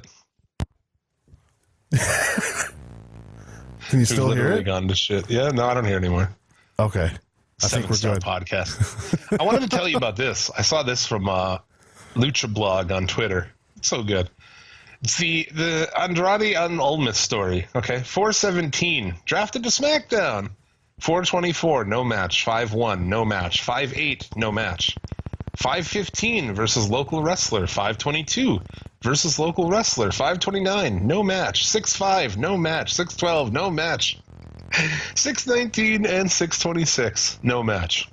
That's absolutely crazy. Yeah, he's been on this fucking he's been on the fucking roster for 3 months. He's had 2 matches versus a local wrestler a month ago. It's unfortunate, that's for sure. God damn, man. But there's so many disservices on this whole show. Like, if only they would have had an open challenge spot they could have put him in, you know? Fuck me. But yeah, there's open with Miz TV and them desperately trying to make a story out of the nonsense finish of last week. They weren't successful, by the way. No, the whole Bludgeon Brothers thing is ridiculous. And they talk about how Daniel Bryan and Luke Harper are having their first match on SmackDown Live ever, which is really funny because they had a match on SmackDown. Yeah, that's not SmackDown Live, though, no. bro. It's a different thing. Rusev defeats Woods with an accolade, which is just weird because, like, he sells the whole fucking match like he's the face, but he's not the face. He's the heel. And it's not decisive at all going into it. You know, when he's going into the match for the championship and he gets, like, beat around by the third wheel of New Day. I don't get it. Yeah, I don't either. And especially, too, as well, the match itself was nothing. Yeah. You know what I mean? You're not doing any service to Rusev by putting him in these nothing matches. Mm-hmm. And now, hopefully, you know, is it Rusev? I don't know. Has he been has he been shuffled around too much? He just doesn't give a fuck no more. Well, they waited too long. I mean, one thing. But Lana and Naomi, they're arguing. Remember when didn't they just brawl after a fucking dance battle? Yeah, like, they're civil enough now to just argue backstage. That was fucking awful. Jeff Hardy with the debuting Sanity. Sanity wants the belt, dude, right? That's what they came up here. They're about craziness and getting the belt. You know what's even stupider? The fact that they lose their first ever match. Yeah. It's a DQ, which turns into a 6-man, which they lose. Yeah. So basically what you're saying is Alexander Wolf is a chump. Okay. They're all chumps, yeah.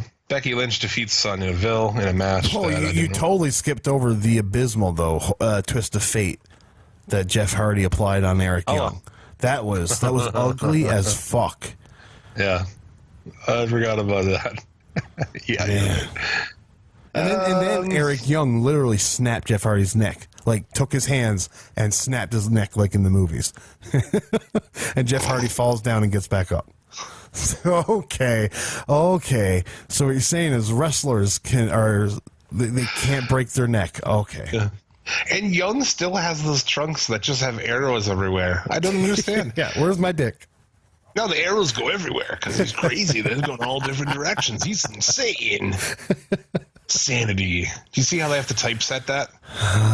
What do you mean The S and typeset? A are big, and then the N is big because that's the only way they could fucking trademark it. So lazy. So that's what we're reduced to, that, or like adding extra letters for Riot and Iconics. Holy fuck, man. This company is fucking ridiculous. They are.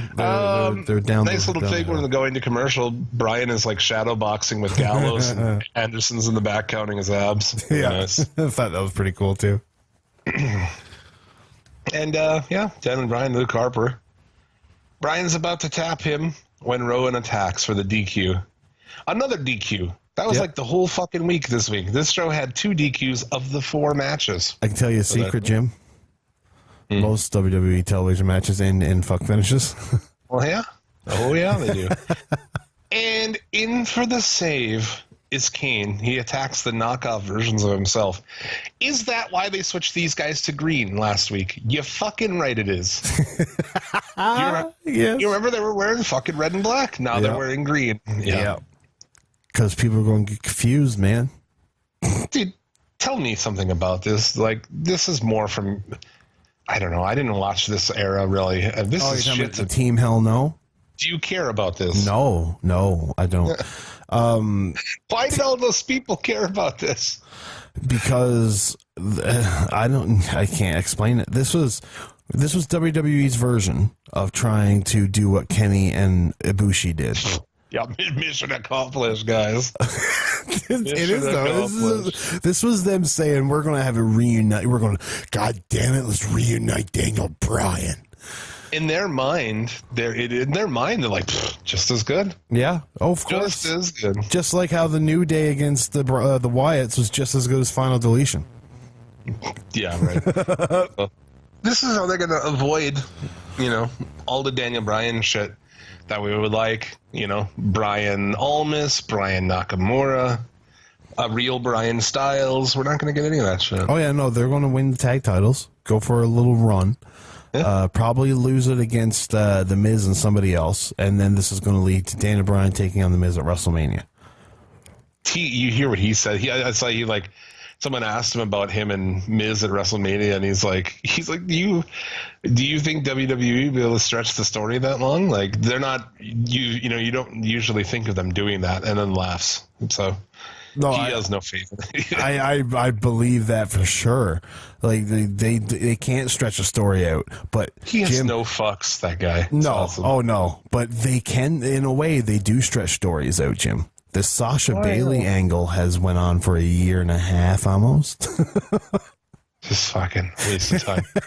So that was WWE. The high points were like New Day making pancake shakes, Anderson counting his abs. Yeah. Main event of Raw was good until it was fucked. Yeah, that's about it. That's the highlights. I will admit. Yeah, you're about ready there. We are very pressed for time this week, right? So we still got about 20, 25 minutes left. Okay. Well, we've got an open window. So let's talk about Lucha Underground. Lucha. We don't have our song anymore, do we? Do we? Fucking not that I bad. totally forgot about it. Yeah. Jim, let's you ready for Lucha Underground? Yeah, you got it. Lucha!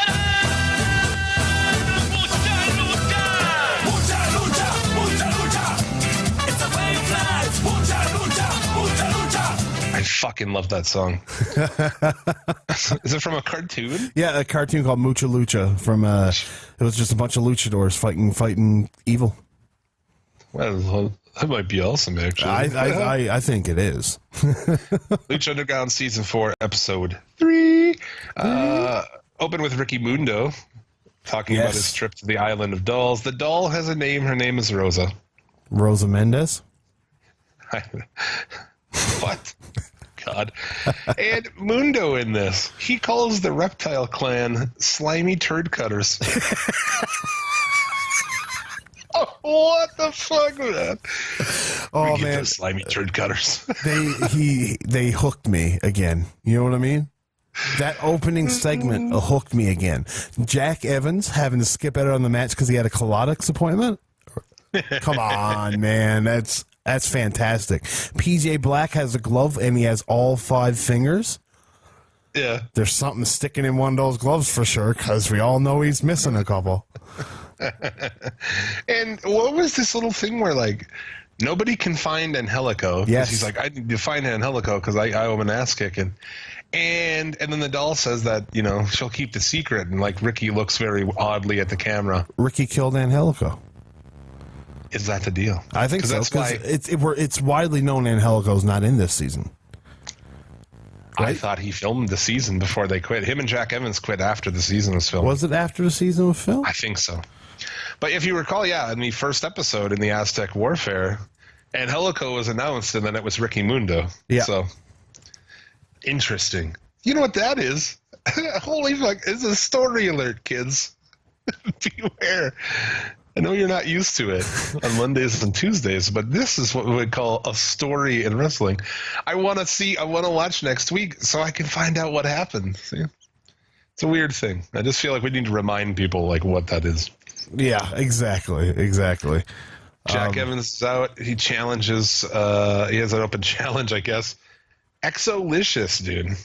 Who is green as goose shit, but over as fuck. Yeah, he's over as fuck. His name is Sunny Kiss. So that's what he wrestles on. I don't know. I guess he was trained at the Ring of Honor dojo. I don't really know much about him. Let me just explain, or not explain. I'll read you a tweet from Angelico.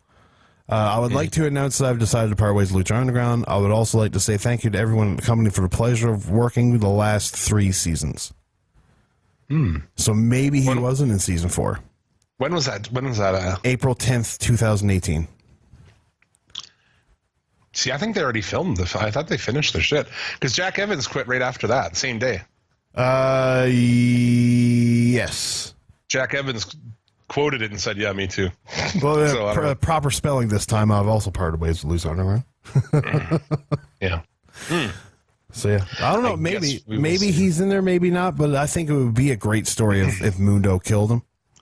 I love the little things they do on that show. Remember when, like, I don't know, it was season 2, I think, and they went in Dario or in the police station, and on the wall there was people who were like unknown and shit, you know, like Big Rick. They're like, "Where is he?" And, you know, it's like question mark. Oh yeah, fucking Ezekiel Jackson.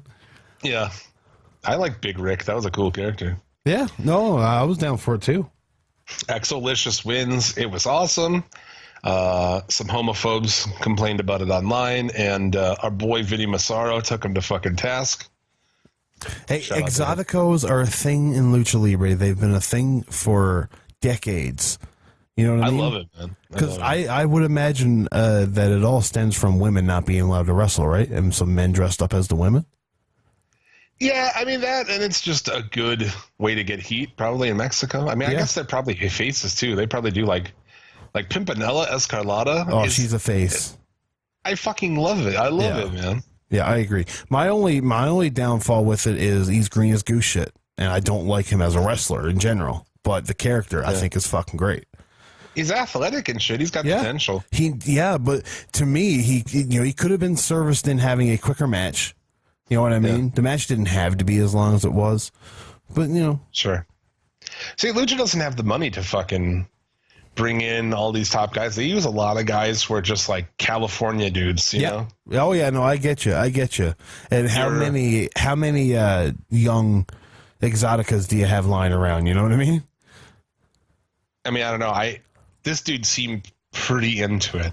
He didn't seem like if he's just like a straight dude who they're like, hey, you're gonna do this, then I give that dude even more props. Oh, 'cause, yeah. I mean, he was like, No, he's you full know, on. I think he's full on. Yeah. I would imagine.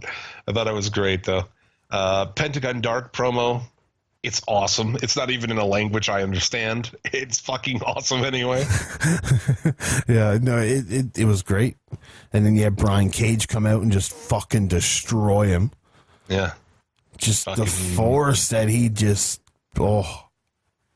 Yeah, that guy's just an animal. comes out and says that you break arms, but you can't break my arm because I'm a machine. It's like, oh fuck. Yeah. Phoenix is with Gage's actual woman, Melissa Santos. And they're making She's- out because they're in love, right? We got to remember this. she's- They're in love. Yeah. Yeah, exactly. Remember this for the end of the show. She's very worried. They're kissing. It was like a fucking scene out of a rom-com, dude. Yeah, it really was. Rom-com. Mike, this was full-on Rome. Or Rom. We get into the three-way to the grave, Phoenix, Mil Muertes, and Jeremiah Crane. And, I mean, first off, I just thought the commentary was uninspired in this. I don't know, I just started to really notice, like, there's no energy in it, man. There was no energy at all. Vampiro looks at Jeremiah Crane at one point in time and said, oh, look, he gigged big time. It's like, man. Shut up. He said that? He did. Vampiro literally said, oh, he gigged big time. And it's like, man, shut the fuck up. Like, get out of here. I've when defended you this ride- commentary team, but I can't for this. When Matt Stryker is the better of the two, you know you're in trouble. Really. I like Matt Stryker. I like him in certain ways, sure, but like instead of being inspired by two people's going to die here tonight, he's just a wordsmith, and he's just got all these fucking big convoluted sayings that he's going to say, but it doesn't mean jack shit because there's no emotion behind it. It might be because I watched Morrow call two shows from the UK. Could be, could very well be. Super energetically, and then I was like, oh, this is very boring. Also, as far as the one-liners, Morrow on the UK thing, he said that he's going through the competition like Spinal Tap goes through drummers. I also like the nod to World of Sport at the beginning when Morrow said, hello and welcome, Grapple fans. God damn it. I fucking love Morrow now. Morrow's great. Morrow is awesome. He does so. If you watch that, we watched that documentary, but if people haven't seen it, like the preparation that he puts into the shit, unbelievable. Yeah, he is a beast. He is a beast, and Vampiro definitely is not. And people are like, I don't like Morrow, no. He's way too energetic all the time. Like, dude, what? Yeah, come on, man. Get out of here. I guess. I fucking love it. Anyway, they ended up on some new area. Maybe it's like on top of a big cooler. I'm not sure really what that was supposed to be.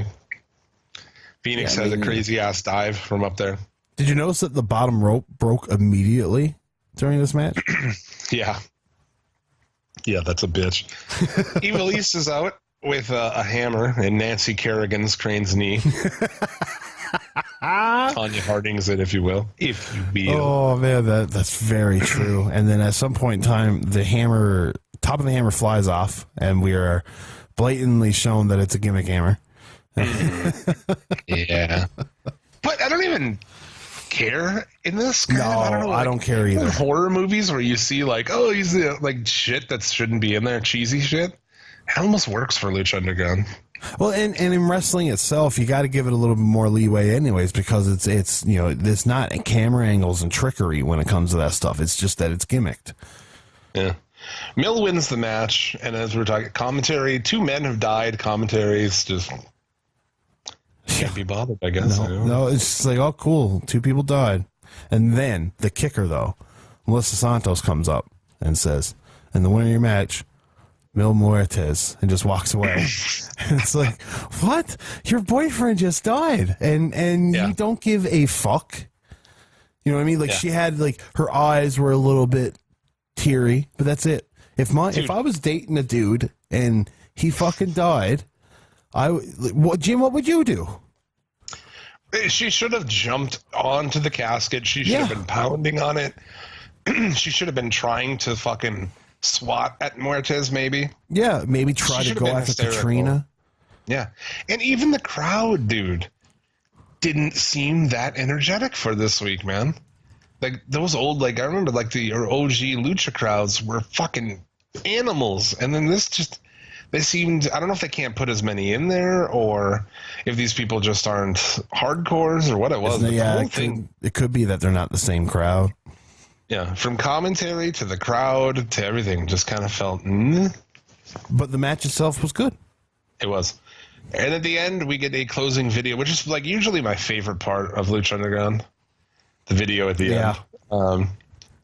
But it's great, man. So Antonio is with Montanza, and he gives him the key, right? So Yes.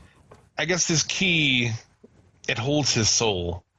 So he's like, when Dario took him from him, he planned to exploit the monster. And so he kept the key or whatever. So I don't know. He gives him the key. Oh. Because the key makes Montanza weak. Right. Okay, so he becomes more of a real human being. He becomes a god now. That's what Antonio is saying. Antonio throws the key down and says, destroy the soul of my son and become a god. Oh, wow. So yeah, that's basically, he controlled him with that key, but it also, kept him weaker. So Well, he controlled him with that key because it was always dangling like a burger in front of his face. It's like, give me this. I want this. Yeah. Exactly.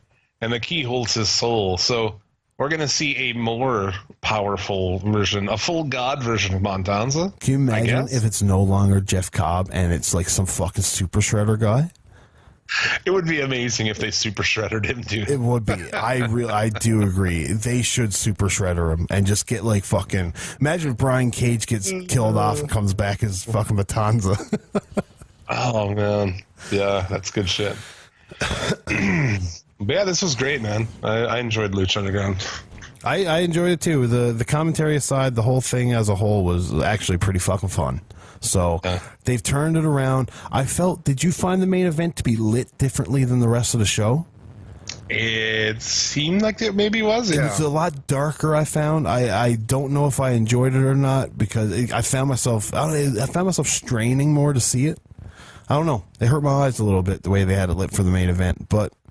Talking about lighting, let's quickly touch on the CEO and New Japan show before we get out of here. Okay, the fact that they had a registered sex offender in the opening match was pretty funny. Did you know that? I didn't know does until as soon as I turned it on, there was two people that I didn't know, and so I figured I'd search this up, and I'd seen a tweet from David Bixenspan, and I usually hate this guy, but he had tweeted out as like, first impressions of CEO, no graphics, no music, no announcer, it's blue shorts against gold shorts, and then it came out after, it was like, oh, blue shorts or whatever is a registered sex offender, and the other one's Aaron Epic, who domestic abuse. It was like, holy fuck. Chase and Rance, what did he do? I have no idea. I'm gonna look. You kind of take us through this card. Well, yeah, okay, so they had Whatever that. you watched. Did you watch much of this? No, not really, because then they stopped it and they done breaks, and every time I come back, there was more time added onto it. So I just gave up. Like, when I first looked at it, after I watched that match and I seen that this is fucking horrible with video game commentators, I was like, I'm going to come back when the good shit starts to happen. So I came back, and they were doing a countdown, and it was at 4 minutes. I went and had a smoke. I came back. It was at 9 minutes. And I said, you know what? Fuck this. I'm out. And I just fucking turned it off. This guy in 2011 charged with lewd battery. What is this? Bad sex? Lewd battery? I don't know. Less vicious, but no, not butt sex. Bad sex. I don't know. Battery. Whatever. With victim 12 to 15 years old. Oh, wow. He had sex with a girl in a bathtub that was 12. Oh. Not in a bathtub. It says bat. I don't know. BATT. So maybe. Oh. I don't know. Anyway, that guy's a piece of shit. Yes. But yeah, I mean, I couldn't imagine watching it live. I watched it later because The Crew 2 came out, and even though I fucking hate it, I bought it yesterday and I've been playing it. So live, it was countdowns all the time. Yeah, was it? The whole fucking time? They'd have a countdown, and then there'd be a match, and then it'd be a countdown. I wasn't a fan. Cobb defeated Chase Owens, which is a pretty good match. And Cobb is, Cobb's fucking awesome. Matanza. Exactly, right? And that pedophile guy went over too, by the way. Yes. As he obviously does in life. And I didn't know who these fucking people were. But yeah, the first match of the main card, Liger pinned Rocky Romero. Gorillas of Destiny defeated Juice Robinson, David Finlay. It was Cobb pinned Chase Owens. Dragon Lee and Taguchi beat Roppongi 3K. Why? Yeah, I don't know. I don't get that at all, dude. Unless they're New Japan is trying to position Dragon Lee as a front runner in like North America for them, because he is a fucking star. Right. And Omega Ibushi defeated Naito and Takahashi in a really good match. I imagine I really do want to see that match. That's going to be one for my viewing today, as well as ROH. I can't wait to watch the ROH card, which we are not going to talk about because we want to watch it. I haven't even gotten spoiled yet, so I've gotten the main event spoiled. That's it.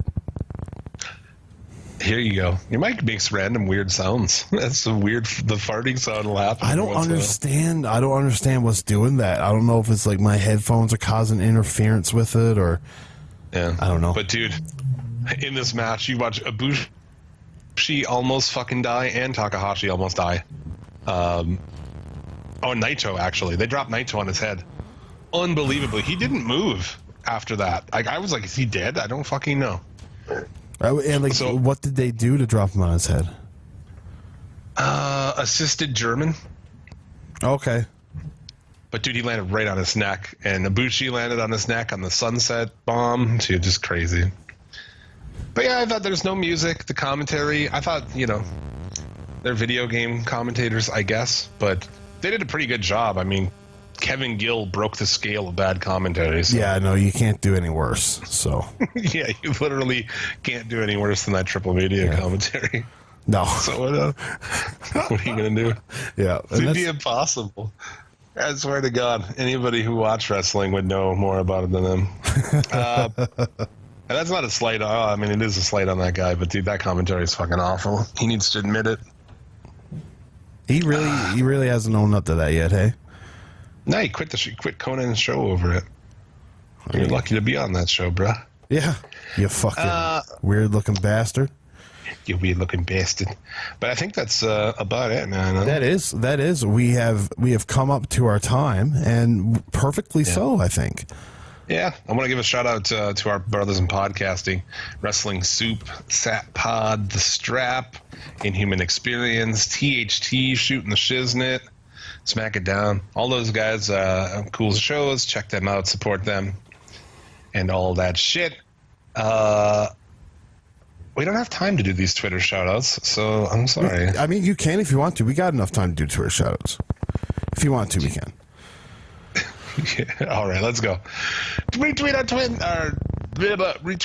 our pinned episode on Twitter. Get a shout out. Like a friend. Lime link. Adam Sharples, Leo, Lee Unwin, Grammars, Big Papa Totoro, K178AA. Good name, buddy. THT Wrestling, Mike Thomas, The Strap, Chris Savage, Travis Fudge. Co-hosting the Federation. What's coming up with the Federation? Well, I mean, our next episode will be Great American Bash, but where I've moved all week. Which Bash? 90? 90, yes. With Sting and Flair. Coming up on pay-per-view Take 2 is Bash 91. Yes, so they go hand in hand. They're companion pieces, if you ask me. Yeah, exactly. Check that shit out. Bobby Blades, Burbs, Mental Magics, Eric Turner, Keith Martin, Greg Ghost, Balls Deep, Klondike Bill, AC Patty, JC Sterling, Sensible Sam, Gaming Marathon, Deepak Shakur, Ty, Dom Homie, Beach Ring 22, Smack It Down Podcast, Viva La JD, Caleb Morganfield, Venus Lebowski. That's it. My voice is quitting. Done. I'm not done yet. Lance Levine, Jericho MPM, Chump and Jeremy Foltz, Ardent Wrestling, and Evil Evan. We thank you very much, babies. That's going to do it for this week. We'll be back next week. I will recount my house show experience. Oh, yes. Yes. Go. Unless my girlfriend will accept not going. And what else we got? Ring of Honor. We'll talk about that. Will be go home for I think WWE? So. I think it's go home for Extreme Rules. Wow. That'll be it. We thank you very much for listening. We'll be back next week. And until then, may you get all the dick and or pussy you desire. Remember, a winner is you, and be excellent to each other.